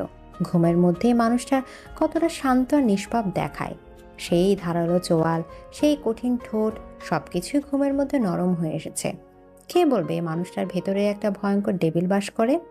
এভাবে তাকিয়ে থাকলে কিন্তু আমি আবার ঘুমাতে পারবো না। রাইসা চমকে উঠল। সে ভেবেছিল আরিয়ান ঘুমিয়ে আছে। সে লজ্জা পেয়ে মুখটা ঘুরিয়ে নিতেই আরিয়ান তার বাহুবন্ধন আরো শক্ত করল। ছাড়ুন, সকাল হয়ে গেছে। আরিয়ান রাইসার দিকে পুরোপুরি ঘুরে তার চোখের দিকে তাকিয়ে, সকাল তো আমার অনেক আগেই হয়েছে, যখন তুমি আমার বুকে মাথা রেখে ঘুমিয়েছিলে। আরিয়ান তার এক হাত দিয়ে রাইসার গালটা আলতো করে স্পর্শ করল। আমার শান্তিকে এত কাছ থেকে দেখার সুযোগ আমি হাতছাড়া করতে পারি? কথা শেষ করে সে আর কোনো উত্তরের অপেক্ষা করলো না। সে ধীরে ধীরে রাইসার মুখের দিকে ঝুঁকল এবং তার ঠোঁটের উপর নিজের ঠোঁট দুটো রাখল। এই চুম্বনটা ছিল ভোরের আলোর মতোই নরম আর উষ্ণ। এটাতে কোনো ছিল না জোর, ছিল শুধু গভীর আবেগ আর ভালোবাসা। রাইসাও তার নিজের অজান্তে এই চুম্বনে সাড়া দিল। তার হাতটা কখন যে আরিয়ানের চুলের মধ্যে ডুবে গেছে সে নিজেও জানে না। এই প্রথমবার সে তার স্বামীকে ভালোবাসা ফিরিয়ে দিল সমস্ত দ্বিধা ভুলে। ব্রেকফাস্ট টেবিলে সকালের নাস্তার পরিবেশটা ছিল একেবারে অন্যরকম। আরিয়ান টেবিলের মাথায় বসেনি, সে রাইসার ঠিক পাশের চেয়ারটাতেই বসেছিল। সে নিজের হাতে রাইসার প্লেটে খাবার তুলে দিচ্ছিল, বারবার জিজ্ঞেস করছিল তার আর কিছু লাগবে কিনা। আমার আজ একবার ভার্সিটিতে যেতে হবে। লাইব্রেরি থেকে ফাইনাল প্রজেক্টের জন্য কয়েকটা বই আনার দরকার। বেশ। রাইসা তো অবাক। সে ভেবেছিল আরিয়ান হয়তো আবার কোনো শর্ত দেবে বা তাকে যেতে দেবে না। তাহলে আমি ড্রাইভারকে বলে দিচ্ছি। আরিয়ান রাইসার কথায় বাধা দিয়ে, ড্রাইভার কেন? তোমার স্বামী এখনো মরে যায়নি রাইসা। মানে আপনি আমার সাথে যাবেন? আমার শান্তিকে আমি এক মুহূর্তের জন্যেও চোখের আড়াল করতে পারি না, যদি লাইব্রেরির বইগুলোর মধ্যে তুমি হারিয়ে যাও। আরিয়ানের এই পজিটিভনেসের ধরনটা বদলে গেছে। এখন এটা শাসন নয়, বরং ভালোবাসার এক মিষ্টি আবদারে পরিণত হয়েছে। রাইসা কিছু না বলে শুধু লজ্জা পেয়ে হাসল। ভার্সিটি ক্যাম্পাসে আরিয়ান চৌধুরী দেশের অন্যতম শীর্ষস্থানীয় ব্যবসায়ী। যখন তার কালো রেঞ্জ রোভার থেকে নেমে ভার্সিটি ক্যাম্পাসে ঢুকলো, তখন যেন একটা ছোটখাটো ঝড় বয়ে গেল। কিন্তু সবচেয়ে বড় ঝড়টা উঠল তখন, যখন সবাই দেখলো সে গাড়ি থেকে নেমে রাইসার জন্য দরজা খুলে দিল এবং তার হাতটা নিজের হাতের মুঠোয় নিয়ে নিল। আরিয়ানের উপস্থিতি, তার আত্মবিশ্বাসী হাঁটাচলা আর রাইসার হাত ধরে রাখা, এই দৃশ্যটা ছিল সবার কাছে এক অবিশ্বাস্য ব্যাপার। রাইসার বান্ধবীরা দূর থেকে হা করে তাকিয়েছিল। কিরে, এটা স্বপ্ন না তো? এই লোকটা তোর সে ডেভিল বর? এই তো দেখি পুরাই হিরো হয়ে গেছে। চুপ কর। ঠিক তখনই তাদের সামনে রাহুল এসে পড়ল। সে আরিয়ানকে দেখে ভয়ে এক পা পিছিয়ে যেতে চাইল, কিন্তু আরিয়ান তার দিকে তাকিয়ে একটা সৌজন্যমূলক হাসি দিল। হ্যালো রাহুল, আশা করি ভালো আছো। আর তোমার বাবার কন্ট্রাক্টও অ্যাপ্রুভ হয়ে গেছে। Thank you so much sir. Aryan শুধু মাথা নাড়ল। তার এই একটা হাসিতেই ছিল ক্ষমতা আর ভালোবাসার দ্বৈত প্রদর্শন। সে সবাইকে বুঝিয়ে দিল রাইসা তার আর রাইসার সাথে জড়িত সব কিছুই তার কাছে গুরুত্বপূর্ণ। লাইব্রেরির নীরব পরিবেশেও তাদের নিয়ে কানাঘুষা থামছিল না। রাইসা যখন বই খুঁজছিল তখন আরিয়ান তার পেছন পেছন হাঁটছিল, যেন সে তার ছায়া সঙ্গী। রাইসা উপরে তাকের দিকে তাকিয়ে, ইস, বইটা বড্ড উপরে, হাত পাচ্ছি না। রাইসা যখন পায়ের আঙুলের উপর ভর দিয়ে বইটা পড়ার চেষ্টা করছিল, তখন সে হঠাৎ করেই তার পেছনে আরিয়ানের শরীরের উষ্ণ উপস্থিতি অনুভব করল। আরিয়ান তার ঠিক পেছনে এসে দাঁড়িয়েছিল। সে এক হাতে রাইসার কোমর জড়িয়ে ধরে তাকে নিজের শরীরের সাথে মিশিয়ে নিল, আর অন্য হাতটা উঁচু করে তাক থেকে বইটা নামিয়ে আনলো। আমি থাকতে তোমার কোনো কিছুতেই কষ্ট করতে হবে না, শান্তি। আরিয়ানের উষ্ণ নিঃশ্বাস আর গভীর কণ্ঠস্বর রাইসার শরীরে এক অদ্ভুত শিহরণ বইয়ে দিল। চারপাশ এত মানুষ, কিন্তু তাদের দুজনের জগৎটা যেন এক মুহূর্তের জন্য আলাদা হয়ে গিয়েছিল। রাইসার মুখটা লজ্জায় লাল হয়ে গেল। ফেরার পথে গাড়িটা যখন ভার্সিটি গেট ছেড়ে বেরিয়ে এলো, তখন রাইসার মুখে ছিল এক তৃপ্তির হাসি। এই প্রথমবার তার নিজেকে বন্দি মনে হলো না, বরং পৃথিবীর সবচেয়ে ভাগ্যবতী নারী মনে হলো। আরিয়ান এক হাতে স্টিয়ারিং ধরেছিল আর অন্য হাতে ধরেছিল রাইসার হাত। ঠিক সেই মুহূর্তে আরিয়ানের ফোনটা বেজে উঠল। স্ক্রিনে আননোন নাম্বার লেখাটা দেখেই আরিয়ানের মুখের হাসিটা মিলিয়ে গেল। তার চেহারাটা মুহূর্তেই কঠিন হয়ে উঠল। হ্যালো। ফোনের ওপাশ থেকে কি বলা হলো তা শোনা গেল না, কিন্তু আরিয়ানের চোখ দুটো জ্বলে উঠল। সে আবার ফিরে এসেছে? কোথায়? তাকে আমার সামনে নিয়ে আসো। জীবিত। জীবিত শব্দটার উপর সে এমনভাবে জোর দিল যা শুনে রাইসার বুকের ভেতরটা কেঁপে উঠল। আরিয়ান ফোনটা কেটে দিল। গাড়ির ভেতরে সেই সুন্দর রোমান্টিক পরিবেশটা এক মুহূর্তে উধাও হয়ে গেল। সেই জায়গায় ফিরে এলো এক দম বন্ধকর উত্তেজনা। কে কে ফিরে এসেছে আরিয়ান? আরিয়ান গাড়িটা রাস্তার পাশে দাঁড় করালো। সে রাইসার দিকে পুরোপুরি খুলল। তার সে প্রেমিক রূপটা আর নেই। সেই জায়গায় ফিরে এসেছে সেই পুরনো ডেভিল, কিন্তু এবার তার চোখে রাইসার জন্য কোনো শাসন নেই, আছে তীব্র উদ্বেগ আর ভয়। সেই রাইসার মুখটা তার দুই হাতের আঁচলে তুলে নিল। শোনো রাইসা, আমি কি বলছি মন দিয়ে শোনো। এখন থেকে তুমি এক মুহূর্তের জন্যেও আমার চোখের আড়াল হবে না, এক সেকেন্ডের জন্যেও না। বুঝতে পারছো আমার কথা? আরিয়ানের কণ্ঠস্বরে এমন এক ভয়ঙ্কর আকুতি ছিল যা দেখে রাকিব সাহেব বুঝতে পারলো তাদের সে শান্তির আকাশটা কেটে গেছে। আবার কোনো ভয়ঙ্কর ঝড় তাদের দিকে ধেয়ে আসছে, আর সেই ঝড়ের হাত থেকে তাকে রক্ষা করার জন্য তার ডেভিল স্বামী আবার তার সেই পুরনো ভয়ঙ্কর রূপে ফিরে এসেছে। আরিয়ানের সেই আদেশ মিশ্রিত আকুতিটা গাড়ির ভেতরের বাতাসকে ভারী করে তুলেছিল। রাইসার বুকের ভেতরটা ভয়ে ধুকপুক করছিল, কিন্তু তার চেয়েও বেশি ছিল আরিয়ানের জন্য এক তীব্র উদ্বেগ। সে তার প্রেমিকের চোখে যে ভয়টা দেখেছিল সেটাকে সে উপেক্ষা করতে পারল না। রাইসা আরিয়ানের হাতটা নিজের হাতের মুঠোয় নিয়ে, আরিয়ান আমার দিকে তাকান। সে কে? সে কিসের বিপদ? আমাকে বলুন প্লিজ। আরিয়ান সামনের দিকে তাকিয়ে স্টিয়ারিং হুইলটা শক্ত করে ধরে। তোমার এসব জানার দরকার নেই রাইসা। তুমি শুধু জানবে এখন থেকে তুমি আমার অনুমতি ছাড়া এক পাও নড়বে না। না, আমাকে জানতে হবে। আপনি আমাকে আপনার শান্তি বলেছেন, তাহলে আপনার অশান্তির কারণটা জানার অধিকার কি আমার নেই? আমাকে আপনার দুর্বলতা ভাববেন না আরিয়ান, আমাকে আপনার শক্তি বানান। রাইসার এই অপ্রত্যাশিত কথায় আরিয়ান চমকে তার দিকে তাকালো। রাইসার চোখে সে ভয় নয়, দেখলো এক দৃঢ় আস্থার ভালোবাসা। যে মেয়েটা কিছুদিন আগেও তাকে ভয় পেত, আছে তার পাশে দাঁড়ানোর শক্তি দেখাচ্ছে। আরিয়ানের সে ডেভিল সুলভ কঠিন মুখটা এক মুহূর্তের জন্য নরম হয়ে এলো। বাড়িতে চলো, সব বলছি। চৌধুরী মেনশনে বাড়িতে ঢোকার মুখেই রাইসা বুঝতে পারলো পরিবেশটা বদলে গেছে।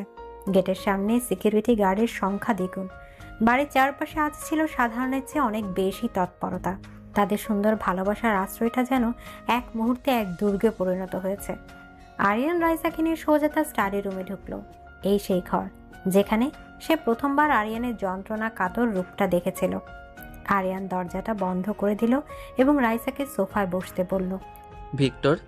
ভিক্টর রয় চৌধুরী। কে সে? আমার চাচাতো ভাই। সম্পর্কে সেও চৌধুরী, কিন্তু এই নামটা সে ব্যবহার করে না। আজ থেকে প্রায় 25 বছর আগে আমার বাবা আর তার বাবার মধ্যে কোম্পানির মালিকানা নিয়ে ঝামেলা হয়েছিল। আমার চাচা হেরে গিয়েছিলেন। অপমানে লজ্জায় তিনি সপরিবারে আলাদা হয়ে যান এবং কয়েক বছর পর সুইসাইড করেন। রাইসা স্তব্ধ হয়ে শুনছিল। ভিক্টর তখন অনেক ছোট। সে তার বাবার মৃত্যুর জন্য আমাদের পরিবারকে, বিশেষ করে আমাকে দায়ী করে। সে মনে করে আমি তার সবকিছু কেড়ে নিয়েছি। কিন্তু রিয়ার সাথে এর কি সম্পর্ক? যেটাকে আমি এতদিন অ্যাক্সিডেন্ট ভেবে এসেছি সেটা আসলে অ্যাক্সিডেন্ট ছিল না রাইসা। আরিয়ানের গলাটা ধরে আসছিল। ওটা একটা সাজানো হত্যাকাণ্ড ছিল। ভিক্টরের প্রথম প্রতিশোধ। সে আমাকে মারতে চেয়েছিল। সেদিন গাড়িটা আমারই চালানোর কথা ছিল, কিন্তু শেষ মুহূর্তে রিয়া গাড়ির স্টিয়ারিংয়ে বসে। ভিক্টরের লোকরা ভুলে করে আমার জায়গায় রিয়াকে। আরিয়ান আর কথাটা শেষ করতে পারল না। তার সমস্ত শরীরটা কাঁপছিল। রাইসা ছুটে গিয়ে আরিয়ানের পাশে বসলো। সে তার হাতটা শক্ত করে ধরল। আজ সে প্রথমবার তার স্বামীর এই ভয়ঙ্কর অতীতের সম্পূর্ণ ছবিটা দেখতে পেল। সে বুঝতে পারল আরিয়ানের এই অতিরিক্ত পজিটিভনেস, এই শাসন সবকিছুর পেছনে লুকিয়ে আছে তার প্রিয়জনকে আবারও হারানোর এক তীব্র ভয়। কিছুক্ষণ পর আরিয়ানের হেড অফ সিকিউরিটি রাশেদ ঘরে ঢুকলো। সে আরিয়ানের সামনে কিছু ফাইল রাখলো। স্যার, খবর কনফার্মড ডিরেক্টর দেখে ফিরেছে। এয়ারপোর্টের ফুটেজে তাকে দেখা গেছে। আমি বাড়ির চারপাশে একটা ফাঁকও দেখতে চাই না রাশেদ। প্রত্যেকটা এন্ট্রি আর এক্সিট পয়েন্টে 24 ঘন্টা নজর থাকবে। ম্যাডামের সিকিউরিটি 3 গুণ বাড়িয়ে দাও। তার স্টুডিওর বাইরেও 2 জন গার্ড থাকবে। ইয়ে স্যার। রাশেদ চলে যাওয়ার পর আরিয়ান রাইসার দিকে ঘুরল। তার সেই কঠিন ব্যবসায়ের রূপটা মিলিয়ে গিয়ে আবার ফিরে এলো সেই প্রেমিক সত্তা। সে রাইসার হাত ধরে তাকে টেনে তুলল এবং জানালার কাছে নিয়ে গেল। আরিয়ান বাইরের দিকে তাকিয়ে, ওই দেখো, ওই প্রত্যেকটা গেটে, প্রত্যেকটা কোনায় আমার সবচেয়ে বিশ্বাসী লোক দাঁড়িয়ে আছে। এই বাড়ির দেয়াল ভেদ করে একটা মশা ঢোকারও অনুমতি নেই। সে রাইসাকে নিজের দিকে ঘোরালো। তার 2 হাত দিয়ে রাইসার মুখটা তুলে ধরল। আর তুমি তো শুধু এই বাড়িতেই থাকো না রাইসা, তুমি থাকো আমার হৃৎপিণ্ডের ভেতরে। কথা শেষ করে সে রাইসার ঠোঁটে একটা গভীর চুম্বন করলো। এই চুম্বনে ছিল ভালোবাসা, আস্থা আর তীব্র অধিকারবোধ। আমি বেঁচে থাকতে তোমার গায়ে একটা আঁচড়ও পড়তে দেব না, এটা আমার শপথ। আরিয়ান জরুরি মিটিংয়ে ব্যস্ত হয়ে পড়ার পর রাইসা তার স্টুডিওতে চলে এলো।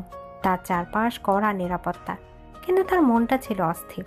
সে চেষ্টা করছিল ডিজাইনের মধ্যে ডুবে গিয়ে বাইরের পৃথিবীটা ভয়ঙ্কর বাস্তবতাটাকে ভুলে থাকতে। সে তার বিশাল কম্পিউটার স্ক্রিনে একটা 3D মডেলিং সফটওয়্যারে কাজ করছিল। হঠাৎ করে স্ক্রিনটা কয়েক মুহূর্তের জন্য নিভে গিয়ে আবার জ্বলে উঠল। রাইসা ভাবলো হয়তো ভোল্টেজের সমস্যা, কিন্তু এরপর যা হলো তার জন্য সে প্রস্তুত ছিল না। তার ডিজাইন সফটওয়্যারের মাঝখানে একটা কালো টেক্সট বক্স খুলে গেল এবং সেখানে কেউ যেন রিয়েল টাইমে টাইপ করতে শুরু করলো। তোমার খাঁচাটা খুব সুন্দর পাখি। রাইসার বুকের ভেতরটা হিম হয়ে গেল। তার হাত পা ঠান্ডা হয়ে আসছিল। এটা কে করেছে? কিভাবে? কিন্তু খাঁচার দরজা ভাঙতে খুব বেশি সময় লাগে না। রাইসা ভয়ে চিৎকার করতে চাইল, কিন্তু তার গলা দিয়ে কোনো স্বর বেরোলো না। সে মাউস দিয়ে বক্সটা বন্ধ করার চেষ্টা করলো, কিন্তু পারল না। আরিয়ান কি তোমাকে বলেছে রিয়া দেখতে ঠিক তোমার মতোই হাসতো? এই শেষ বাক্যটা ছিল রাইসার জন্য সবচেয়ে বড় আঘাত। তার মানে শত্রু শুধু বাইরে নয়, সে তার খোঁজ খবরও রাখে। সে তাদের ব্যক্তিগত কথাও জানে। মেসেজটা এক ঝটকায় উধাও হয়ে গেল, আর তার জায়গায় স্ক্রিনের মাঝখানে ফুটে উঠল টকটকে লাল একটা গোলাপের ছবি, যে গোলাপের পাপড়ি বেয়ে রক্ত ঝরছে। এরপর কম্পিউটারটা হঠাৎ করে শাটডাউন হয়ে গেল। স্টুডিওর উজ্জ্বল আলোয় করা নিরাপত্তার ঘেরা টোপের মধ্যে বসে রাইসা ভয়ে কাঁপতে লাগলো। সে বুঝতে পারল ডেভিলের শত্রু শুধু শক্তিশালী নয়, সে অদৃশ্য। আর সে ইতিমধ্যে দুর্গের ভেতর ঢোকার পথ খুঁজে বের করে ফেলেছে। কম্পিউটারের অন্ধকার স্ক্রিনটার দিকে তাকিয়ে রাইসার মনে হচ্ছিল সে যেন এক অতল গহ্বরের দিকে তাকিয়ে আছে। ডিক্টরের পাঠানো মেসেজের শেষ বাক্যটা, আরিয়ান কি তোমাকে বলেছে রিয়া দেখতে ঠিক তোমার মতোই হাসতো? একটা বিষাক্ত সাপের মতো তার আত্মাকে দংশন করেছিল। তার মানে শত্রু শুধু তার অস্তিত্ব সম্পর্কেই জানে না, সে তাদের সম্পর্কের সবচেয়ে দুর্বল এবং যন্ত্রণাদায়ক জায়গাটাও চেনে। কয়েক মুহূর্তের জন্য তার পুরো শরীরটা অবশ হয়ে গিয়েছিল। তারপর তার ভেতর থেকে একটা তীব্র চিৎকার বেরিয়ে এলো। আরিয়ান! তার আর্তনাদ রাতের নীরবতা ছিন্ন ভিন্ন করে দিল। স্টুডিওর বাইরে থাকা গার্ডরা এক ঝটকায় দরজা খুলে ভেতরে ঢুকলো, আর তাদের পেছন পেছন প্রায় ঝড়ের বেগে ঘরে প্রবেশ করলো আরিয়ান। তার মিটিং অসমাপ্ত রেখে সে ছুটে এসেছে। সে রাইসাকে দেখলো, ভয়ে ফ্যাকাশে কাঁপতে থাকা রাইসা, যে তার হাতটা দিয়ে কম্পিউটারের অন্ধকার স্ক্রিনটার দিকে ইশারা করছে। কম্পিউটার, একটা মেসেজ। ওখানে, এই বাড়ির ভেতরে। আরিয়ানের মুখের কোমল ভাবটা এক মুহূর্তে উধাও হয়ে গেল। তার চেহারাটা গ্রানাইট পাথরের মতো কঠিন হয়ে উঠল। সে এক লাফে কম্পিউটারের কাছে গেল, কিন্তু স্ক্রিনটা তখন পুরোপুরি অন্ধকার। এক্ষুনি আমার সাইবার সিকিউরিটির হেডকে লাইনে নাও। এই বাড়ির সমস্ত ইন্টারনাল নেটওয়ার্ক, ওয়াইফাই সব কিছু শাটডাউন করে দাও। এই রুমটা সিল করো। আমার অনুমতি ছাড়া এখানে কেউ ঢুকবে না। তার আদেশগুলো ছিল এক আর্মি জেনারেলের মতো। গার্ডরা সঙ্গে সঙ্গে কাজে লেগে গেল। আরিয়ান তার সেই রুথলেস সিইও এর রূপে ফিরে গিয়েছিল, কিন্তু পরক্ষণে সে ঘুরল এবং রাইসার দিকে তাকালো। তার সেই কঠিন রূপটা আবার গলে জল হয়ে গেল। সে দ্রুত পায়ে রাইসার কাছে এসে তাকে নিজের বুকে জড়িয়ে ধরল। রাইসার কাঁপতে থাকা শরীরটাকে সে তার বলিষ্ঠ বাহু বন্ধনে আশ্রয় দিল। আমি এখানে, আমি আছি, ভয় পেও না। শান্তি, নিঃশ্বাস নাও, আমার সাথে নিঃশ্বাস নাও। আরিয়ানের বুকের ধুকপাগানের শব্দ আর তার গলার স্বরের গভীরতায় রাইসার ভয়টা একটু একটু করে কমতে লাগলো। সে তার স্বামীর শার্টটা খামচে ধরে রইল, যেন এটাই তার একমাত্র আশ্রয়। মাস্টার বেডরুমে আরিয়ান এক মুহূর্তের জন্য রাইসাকে একা ছাড়েনি। সে তাকে কোলে তুলে স্টুডিও থেকে তাদের ঘরে নিয়ে এলো। তারপর তাকে বিছানায় বসিয়ে নিজে গিয়ে পানি নিয়ে এলো। তার সমস্ত কাজে ছিল এক তীব্র অস্থিরতার গভীর যত্ন। রাইসা কাঁপা কাঁপা গলায় আরিয়ানকে মেসেজের প্রতিটা কথা বলল। বিশেষ করে শেষ বাক্যটা বলার সময় তার গলাটা ধরে এলো। ও ও বলেছে রিয়াও নাকি আমার মতোই হাসতো। ও কিভাবে এত কিছু জানে আরিয়ান? রিয়ার নামটা রাইসার সাথে তার সাদৃশ্যের কথাটা শুনে আরিয়ানের চোখে এক ঝলক তীব্র যন্ত্রণা ফুটে উঠেই মিলিয়ে গেল। সেই জায়গাটা দখল করে নিল এক হিমশীতল ভয়ঙ্কর ক্রোধ। সে বুঝতে পারছিল ডিক্টর শুধু তার ব্যবসার আঘাত হানতে চায় না, সে তার সবচেয়ে দুর্বল জায়গায় তার ক্ষত বিক্ষত অতীতে আঘাত করতে চায়। আরিয়ান বিছানায় রাইসার পাশে বসে তাকে নিজের কোলে টেনে নিয়ে, সে আমার সবচেয়ে দুর্বল জায়গায় আঘাত করার চেষ্টা করছে রাইসা। আরিয়ান রাইসার মাথায় হাত বোলাতে লাগলো। আর তুমি আমার সবচেয়ে বড় দুর্বলতা এবং আমার সবচেয়ে বড় শক্তি। ভিক্টর জানে না সে কার সাথে খেলতে এসেছে। সে আমার অতীতের এক ভূতের সাথে লড়তে চাইছে, কিন্তু সে জানে না যে আমার বর্তমানটা কতটা শক্তিশালী। কথা শেষ করে আরিয়ান রাইসার মুখের দিকে তাকালো। তার চোখে ছিল আগুন। সে রাইসার ঠোঁটে একটা চুম্বন করলো। এই চুম্বনটা ছিল মরিয়া, তীব্র এবং পজিটিভ। এই চুম্বনের মাধ্যমে সে যেন রাইসাকে নয় বরং নিজেকেই প্রতিশ্রুতি দিচ্ছিল। ও তোমাকে আমার কাছ থেকে কেড়ে নিতে চায়, কারণ ও জানে তুমি আমার নিঃশ্বাস। কিন্তু ও এটা জানে না যে নিঃশ্বাস ছাড়া এই শরীরটা বেঁচে থাকে না, একটা জীবন্ত লাশে পরিণত হয়। আর লাশ কোনো নিয়ম মানে না। রাইসা আরিয়ানের স্টাডি রুমে। আরিয়ান রাইসাকে একা রাখতে রাজি হলো না। সে তাকে নিয়ে তার ওয়্যার রুমে অর্থাৎ তার স্টাডি রুমে চলে এলো, যেখানে তার সিকিউরিটি টিম কাজ করছিল। রাইসা দেখলো এক অন্য আরিয়ানকে, যে তার প্রেমিক বা স্বামী নয়, একজন ঠান্ডা মাথা স্ট্র্যাটেজিস্ট। তার সাইবার এক্সপার্ট ভিডিও কলে লাইনে ছিল। স্যার, হ্যাকটা খুব সফিস্টিকেটেড ছিল। মাল্টিপল প্রক্সি সার্ভার করে আইপি অ্যাড্রেস করে লুকানো হয়েছে। আমরা ট্রেস করার আগেই ওরা বেরিয়ে গেছে। কিন্তু কি? স্যার, ওরা শুধু মেসেজ পাঠিয়েই বেরিয়ে যায়নি। ওরা আমাদের নেটওয়ার্কে একটা গোস্ট প্রোগ্রাম রেখে গেছে, যার মাধ্যমে ওরা হয়তো এখনও সার্ভিসেস সিস্টেমের উপর নজর রাখতে পারছে। কথাটা শোনার সাথে সাথে ঘরের তাপমাত্রা যেন আরো কয়েক ডিগ্রি কমে গেল।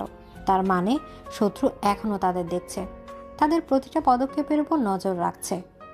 সিস্টেমটা আইসোলেট করে দাও আর আমাদের ব্যাকআপ সিকিউরিটি প্রোটোকল অ্যাক্টিভেট করো। আমি চাই 24 ঘন্টার মধ্যে এই ঘোস্ট আমার সিস্টেম থেকে দূর হবে। টিমকে নির্দেশ দিয়ে আরিয়ান কলটা কেটে দিল। সে ঘরের বিশাল স্ক্রিনের দিকে তাকিয়েছিল, যেখানে বাড়ির প্রত্যেকটা কোণার সিসিটিভি ফুটেজ দেখা যাচ্ছিল। রাইসা তখন চুপ করে সব দেখছিল। সে তার স্বামীর কাঁধে কতটা দায়িত্ব, কতটা বিপদ তা আজ কাছ থেকে দেখল। তার আর ভয় করলো না, বরং আরিয়ানের জন্য তার মায়া হতে লাগলো। সে ধীর পায়ে আরিয়ানের পেছনে গিয়ে দাঁড়ালো। তারপর কিছু না বলে তার 2 হাত দিয়ে আরিয়ানের কোমর জড়িয়ে ধরে তার চওড়া পিঠে মাথা রাখলো। আমরা একসাথে এর মোকাবেলা করব আরিয়ান। আরিয়ান রাইসার হাতের উপর নিজের হাতটা রাখলো। তার কঠিন মুখটা একটু নরম হলো। সে রাইসার দিকে ঘুরলো আর রাইসাকে নিজের বাহু বন্ধনে নিল। হ্যাঁ, আমরা করব, কিন্তু তার আগে আমাকে একটা পুরনো হিসাব মেটাতে হবে। মানে? আরিয়ান রাইসার চোখের দিকে সরাসরি তাকিয়ে, কাল আমরা একটা জায়গায় যাব। তুমি আমার সেই অতীতটাকে নিজের চোখে দেখবে, যেটাকে আমি এতদিন সবার থেকে লুকিয়ে রেখেছি। আরিয়ানের চোখের দৃষ্টিটা ছিল তীব্র আর দৃঢ়। সময় এসেছে ভিক্টরকে এই মেসেজটা দেওয়ার, যে আমার শান্তিকে যে ছোঁয়ার চেষ্টা করে তার পরিণতি কতটা ভয়ঙ্কর হতে পারে। রাইসা বুঝতে পারছিল আরিয়ানার শুধু আত্মরক্ষা করবে না, এবার সে আক্রমণ করবে।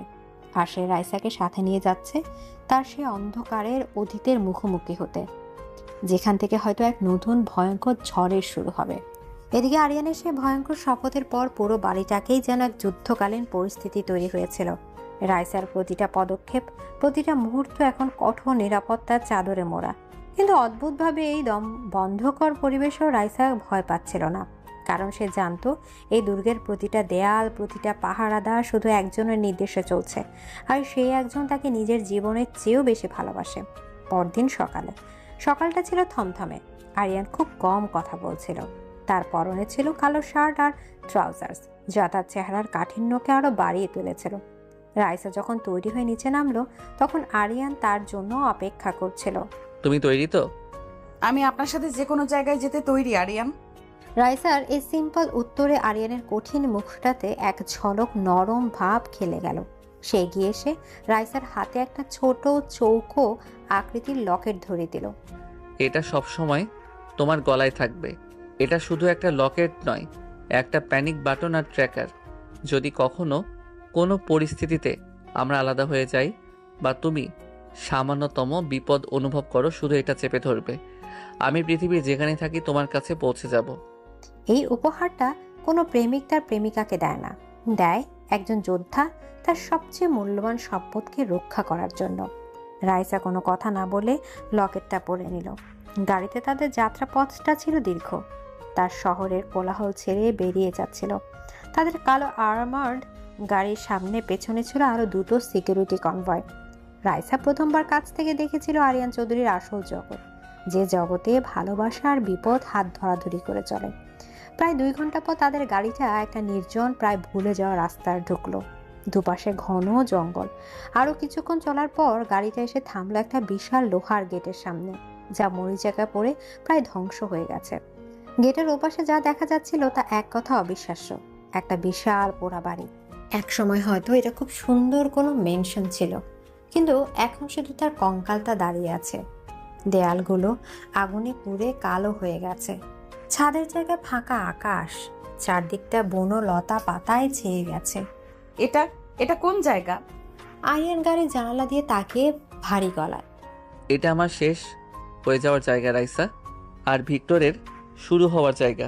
পোড়া বাড়ির ভেতরে গাড়ি থেকে নেমে আরিয়ান রাইসার হাতটা শক্ত করে ধরল। তার একসাথে সেই ধ্বংসস্তূপের দিকে এগিয়ে গেল।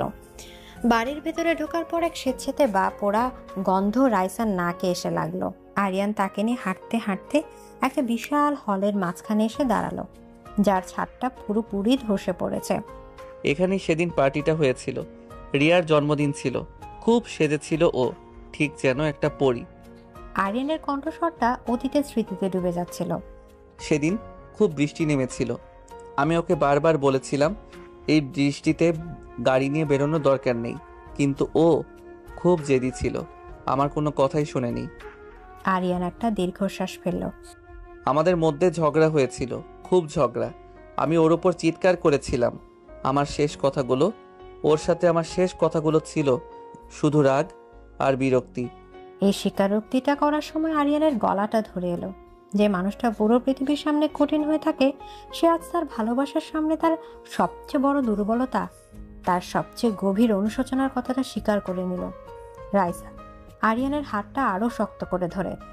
এটা আপনার ভুল ছিল না আরিয়ান, যা হওয়ার ছিল তা হয়েছে।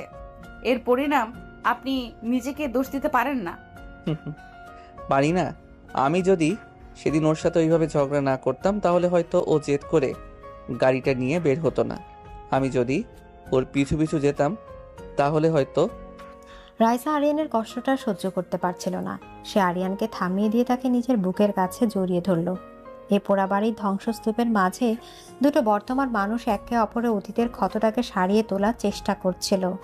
এই পোড়া বাড়ির ধ্বংসস্তূপের মাঝে দুটো বর্তমানে মানুষ একে অপরের অতীতের ক্ষতটাকে সারিয়ে তোলার চেষ্টা করছিল। কিছুক্ষণ পর রাইসার স্পর্শে আরিয়ান ধীরে ধীরে শান্ত হলো। তা সে যন্ত্রণাকাতর ভাবটা কেটে গিয়ে সেই জায়গায় ফিরে এলো এক শীতল দৃঢ় সংকল্প। আমি জানি ভিক্টর আমাদের দেখছে। কিভাবে? এই জায়গাটা ওর কাছে একটা ট্রফির মতো, যে জায়গায় সে প্রথমবার আমাকে হারাতে পেরেছিল।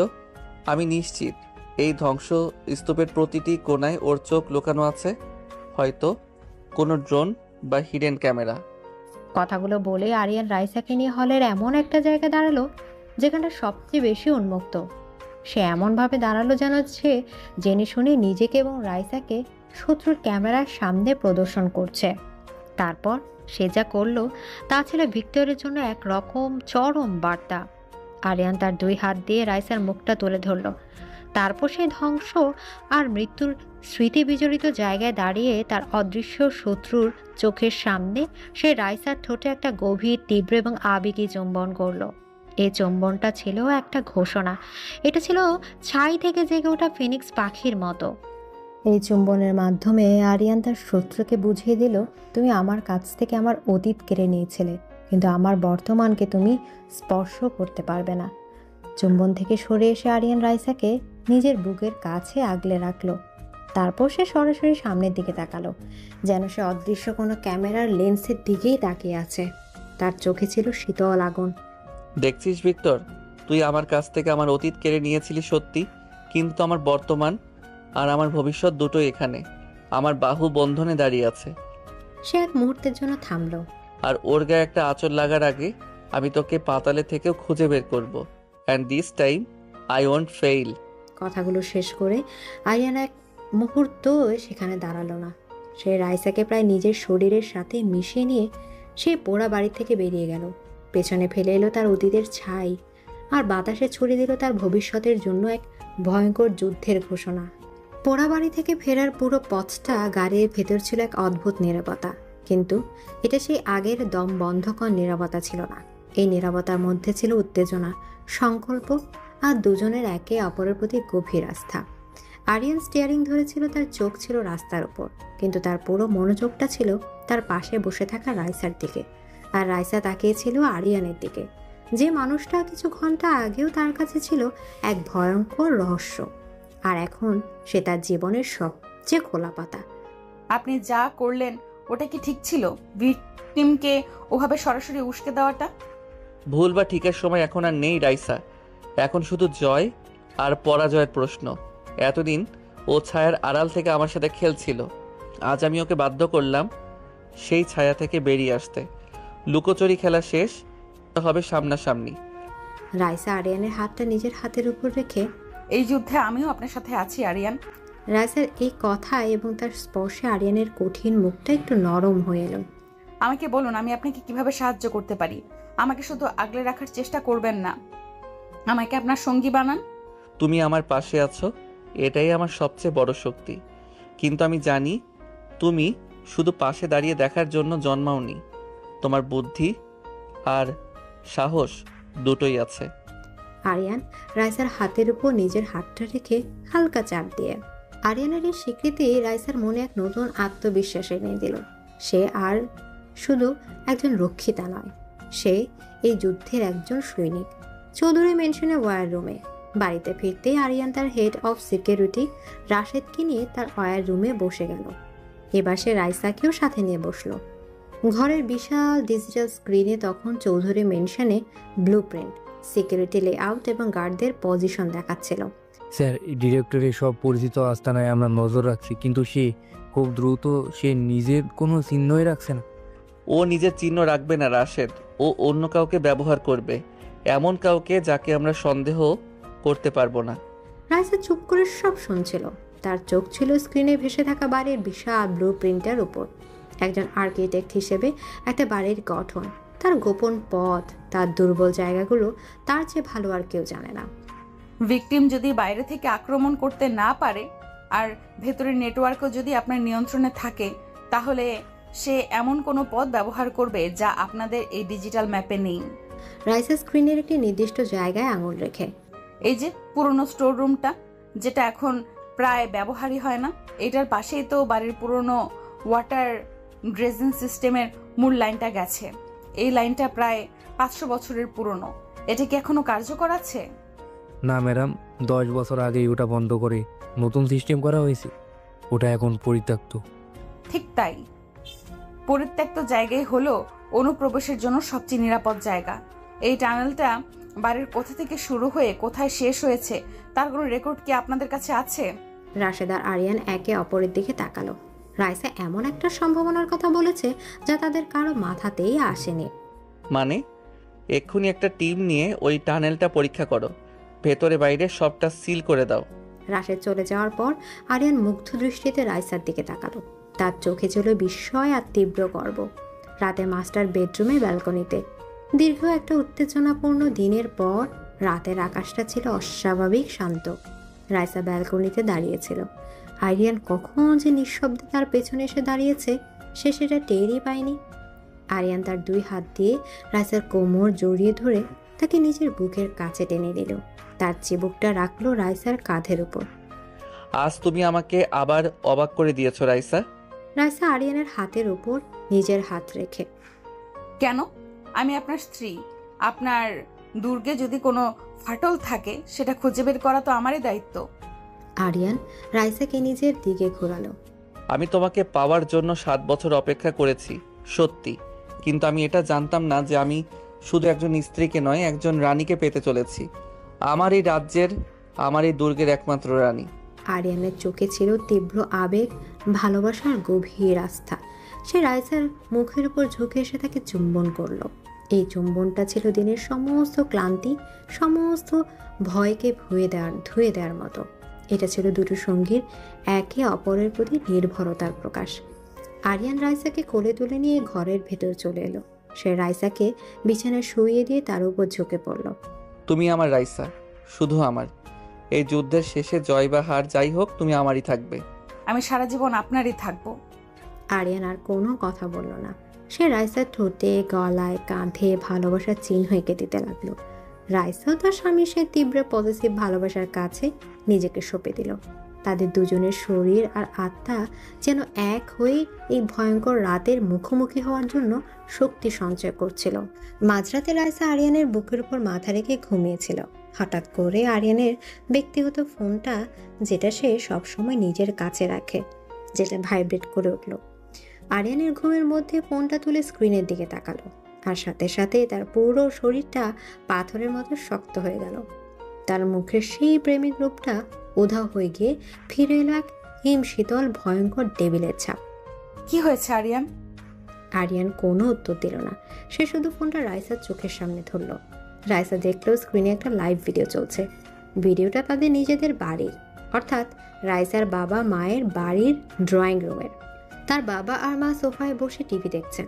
তারা কিছুই জানেন না যে কোনো এক অদৃশ্য চোখ তাদের উপর নজর রাখছে। আর সেই ভিডিওর নিচে টাইপ করা একটা মেসেজ, তোমার রানীকে রক্ষা করছো, খুব ভালো, কিন্তু তোমার রাজ্যের সাধারণ প্রজাদের কথা কি ভুলে গেলে আরিয়ান? মেসেজটা পড়ার সাথে সাথে রাইসার বুকের ভেতরটা হিম হয়ে গেল।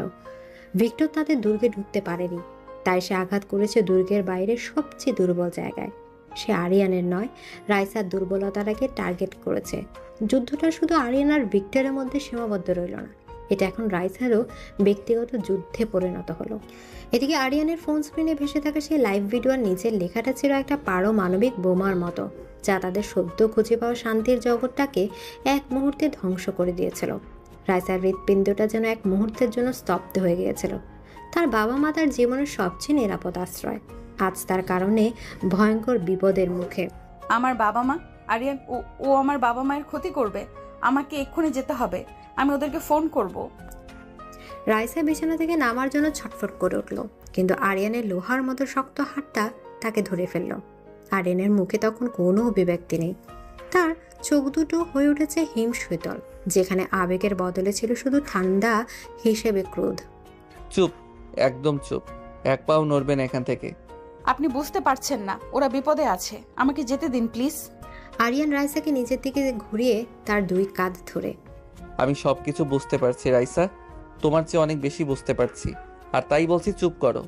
এখন যদি তুমি ওদের ফোন করো বা কোনোভাবে ওদের সতর্ক করার চেষ্টা করো, তাহলে ভিক্টর বোঝা যাবে যে আমরা তার ফাঁদটা দেখে ফেলেছি, আর ঠিক সেই মুহূর্তেই ও আঘাত করবে। ওইটাই চাই আমরা যেন ভয় পেয়ে ভুল কিছু করি।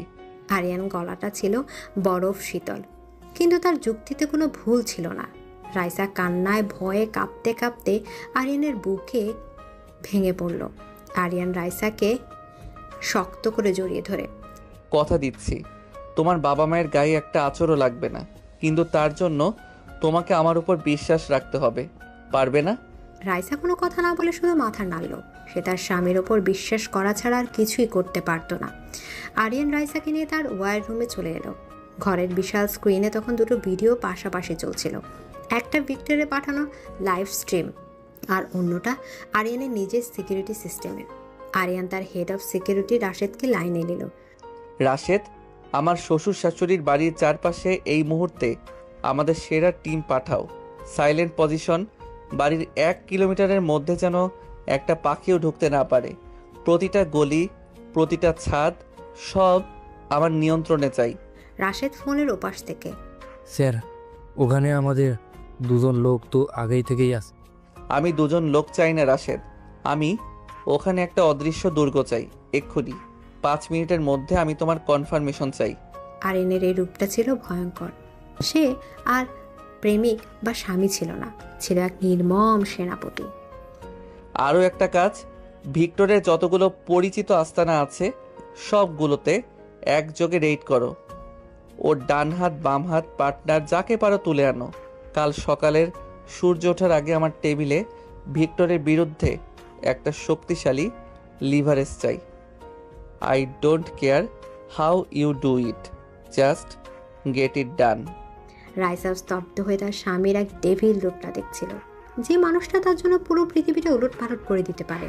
সে তার ভালোবাসাকে রক্ষা করার জন্য কতটা ভয়ঙ্কর হতে পারে তা সে আজ নিজের চোখে দেখেছিল।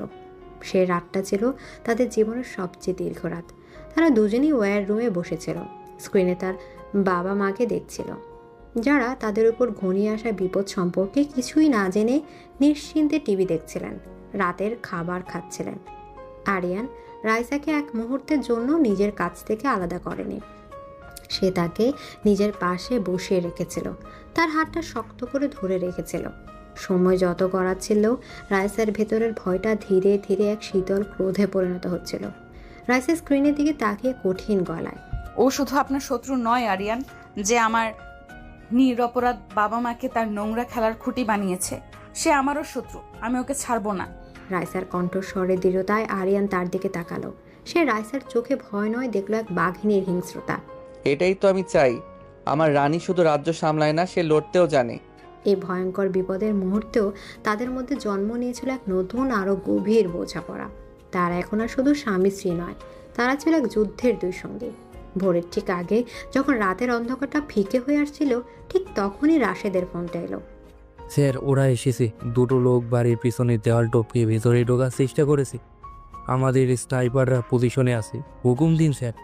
না, ওদেরকে গুলি করবে না, let them get in.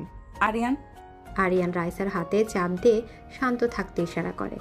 Rashed, ওরা ভেতরে ঢোকার সাথে সাথেই সমস্ত এক্সিট পয়েন্ট বন্ধ করে দেবে। আমি ওদেরকে জীবিত চাই। পরের কয়েকটা মিনিট ছিল রুদ্ধশ্বাস উত্তেজনা। রাইসা দেখলো 2টো ছায়া মূর্তি নিঃশব্দে তার বাবা মায়ের বাড়ির বাগানে প্রবেশ করলো। আর ঠিক তারপরেই আরিয়ানের টিমের সদস্যরা ভূতের মতো কোথা থেকে উদয় হয়ে সেই লোক দুটোকে জাপটে ধরে অদৃশ্য হয়ে গেল। পুরো অপারেশনটা শেষ হলো 1 মিনিটেরও কম সময়ে। স্যার, টার্গেট আমাদের হেফাজতে। গুড। তার বাবা মায়ের ওপর থেকে তাৎক্ষণিক বিপদটা কেটে গেছে, কিন্তু যুদ্ধটা তখনও শেষ হয়নি। আরিয়ান তার সেই এনক্রিপ্টেড ফোনটা তুলে নিল। তারপর সে ভিক্টরের সেই অজানা নম্বরে একটা মেসেজ টাইপ করতে শুরু করলো। টাইপ করার পর সে ফোনটা রাইসার দিকে ধরল। রাইসা দেখলো আরিয়ান লিখেছে, খেলার নিয়ম এখন বদলে গেছে ভিক্টর। এতদিন তুমি আমার পেছনে ছিলে, আজ থেকে আমি তোমার পেছনে থাকব। তোমার প্রজাদের কথা বলছো? তোমার ওই ছোট বোনটা যে লন্ডনে আর্কিটেকচার নিয়ে পড়াশোনা করে, তার খবর কি? মেসেজটা পড়ে রাইসার পুরো শরীরটা কেঁপে উঠল। আরিয়ান শুধু ভিক্টরের চালটাকেই বানচাল করেনি, সে এবার ভিক্টরের দুর্বল জায়গায় পাল্টা আঘাত করেছে। আরিয়ান রাইসার চোখের দিকে তাকিয়ে মেসেজটা সেন্ড করে দিল। রাইসা দেখলো তার স্বামীর চোখে এক ভয়ঙ্কর প্রতিশোধের আগুন, যে আগুন বলছে এই ডেভিল তার ভালোবাসাকে রক্ষা করার জন্য শুধু প্রতিপক্ষকে হারাতে রাজি নয়, সে প্রতিপক্ষের মতো একই রকম নিষ্ঠুর হতেও এক মুহূর্তের জন্য দ্বিধা করবে না।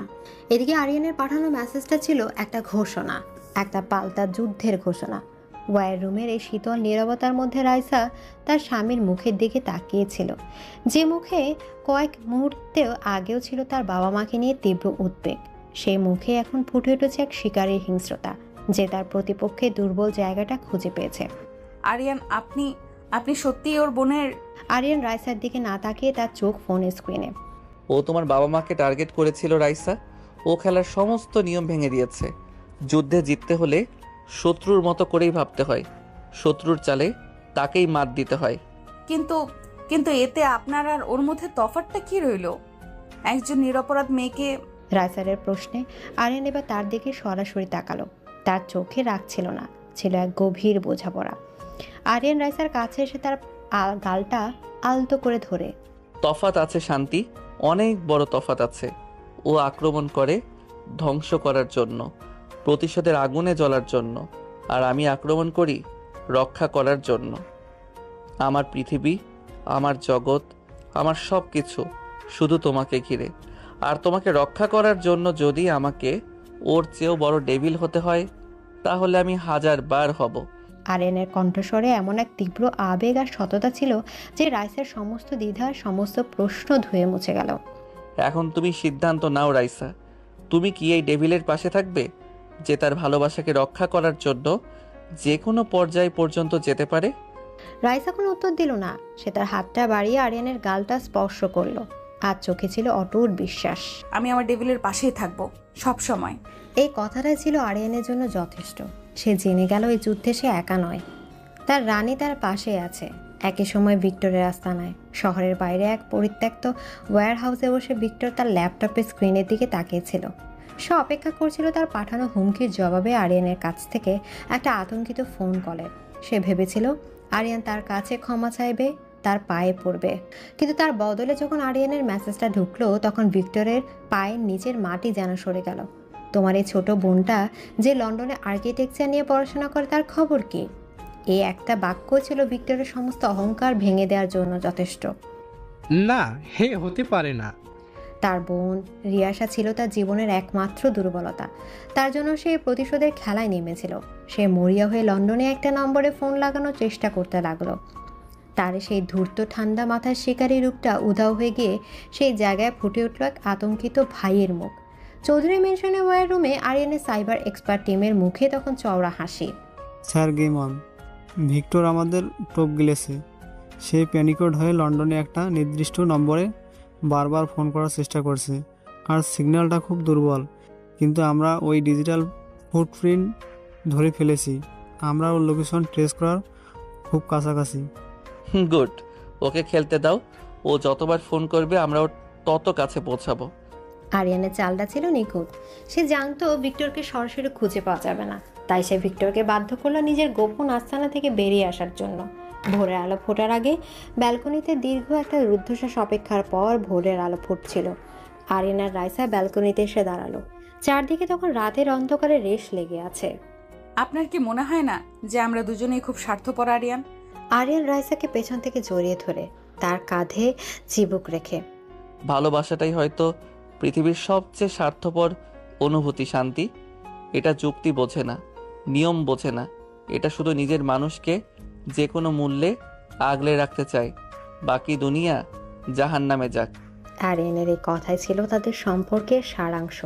এক ভয়ঙ্কর স্বার্থপর কিন্তু তীব্র ভালোবাসা, যা তাদের সঠিক বা ভুলের ঊর্ধ্বে নিয়ে গেছে।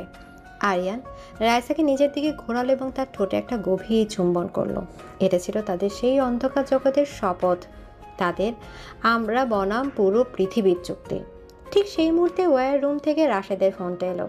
বলো রাশেদ। রাশেদ ফোনের ওপাশ থেকে উত্তেজিত গলায়, স্যার ইউ গট মি হিম। আরিয়ান আর রাইসা এক দৌড়ে ওয়্যার রুমে চলে এলো।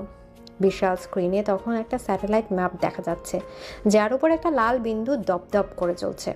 Sir location confirmed. ভিক্টর শহরের বাইরে পুরনো ডকইয়ার্ডের কাছে একটা পরিত্যক্ত লোহার ওয়্যার হাউস থেকে অপারেট করছে। অবশেষে অদৃশ্য শত্রু দৃশ্যমান। শিকারে নিজেই তার শিকারে পরিণত হয়েছে। আরিয়ানের চোখ দুটো জ্বলে উঠল। সে তার টিমকে চূড়ান্ত অপারেশনের জন্য প্রস্তুত হওয়ার নির্দেশ দিল। আরিয়ান যখন তার ব্ল্যাক জ্যাকেটটা পরে নিচ্ছিল, তখন রাইসা তার সামনে এসে দাঁড়ালো। তার চোখে ছিল দৃঢ় সংকল্প। আমিও আপনার সাথে যাব। না Raisa, it's out of the question. এটা খুব বিপজ্জনক। বিপদ তো এখন আমাদের নিঃশ্বাসের সাথে মিশে গেছে আরিয়ান। যে যুদ্ধটা আমাকে আর আমার পরিবারকে ঘিরে, সেই যুদ্ধের শেষটা আমি নিজের চোখে দেখতে চাই। আমি তোমাকে কোনো ঝুঁকির মধ্যে ফেলতে পারবো না। রাইসা আরিয়ানের চোখের দিকে সরাসরি তাকিয়ে, আপনিই তো বলেছেন আমি আপনার শান্তি। আপনি কি আপনার শান্তিকে পেছনে ফেলে ঝড়ের মোকাবেলা করতে যেতে পারবেন? হয় আমরা একসাথে যাব, অথবা আজ রাতে কেউ কোথাও যাব না। রাইসার গলায় ছিল তার রানীর মতো অধিকার বোধ আর দৃঢ়তা। সে আর সেই ভীতু অসহায় মেয়েটি নেই যে ভাগ্যের হাতে নিজেকে সঁপে দিয়েছিল। সে এখন আরিয়ান চৌধুরীর স্ত্রী, তার টেবিল স্বামীর একমাত্র সঙ্গী। আরিয়ান তার স্ত্রীর চোখের দিকে তাকিয়ে রইল। তার চোখে ছিল বিস্ময়, গর্ব আর গভীর ভালোবাসা। সে বুঝতে পারছিল তার পাখিটা এখন আর খাঁচায় বন্দি থাকতে চায় না। সে তার শিকারের পাশে দাঁড়িয়েই আকাশ শাসন করতে চায়। রাইসার সেই শান্ত দৃঢ় প্রতিজ্ঞ কণ্ঠস্বরটা ওয়ার রুমের উত্তেজনাপূর্ণ পরিবেশেও এক অদ্ভুত স্থিরতা নিয়ে এলো। আরিয়ান তার স্ত্রীর চোখের দিকে তাকিয়েছিল। সেই চোখে ভয় ছিল না, ছিল আস্থা। আত্মত্যাগ করার জন্য আকুতি ছিল না, ছিল পাশে থেকে যুদ্ধ করার সংকল্প। রাইসা, জেদ করো না, এটা কোনো বাচ্চাদের খেলা নয়। ওখানে সত্যি সত্যি বিপদ আছে। আমিও বাচ্চা নই আরিয়ান, আমি আপনার স্ত্রী। আপনার জীবনের সবচেয়ে বড় যুদ্ধে যদি আপনার পাশে দাঁড়াতে না পারি, তাহলে এই সম্পদের কোনো মানে নেই। হয় আমরা একসাথে যাব, অথবা কেউই যাব না। আরিয়ানের বুকের ভেতরটা গর্বে ভরে গেল। সে বুঝতে পারল রাইসা তার দুর্বলতা নয়, সে তার বর্ম। যে বর্ম তাকে শুধু বাইরের শত্রু নয়, তার ভেতরের ডেভিলের কাছ থেকেও রক্ষা করে। ঠিক আছে, তুমি যাবে, কিন্তু আমার শরীর থেকে 1 ইঞ্চির জন্যও দূরে সরবে না। প্রমিস? প্রমিস।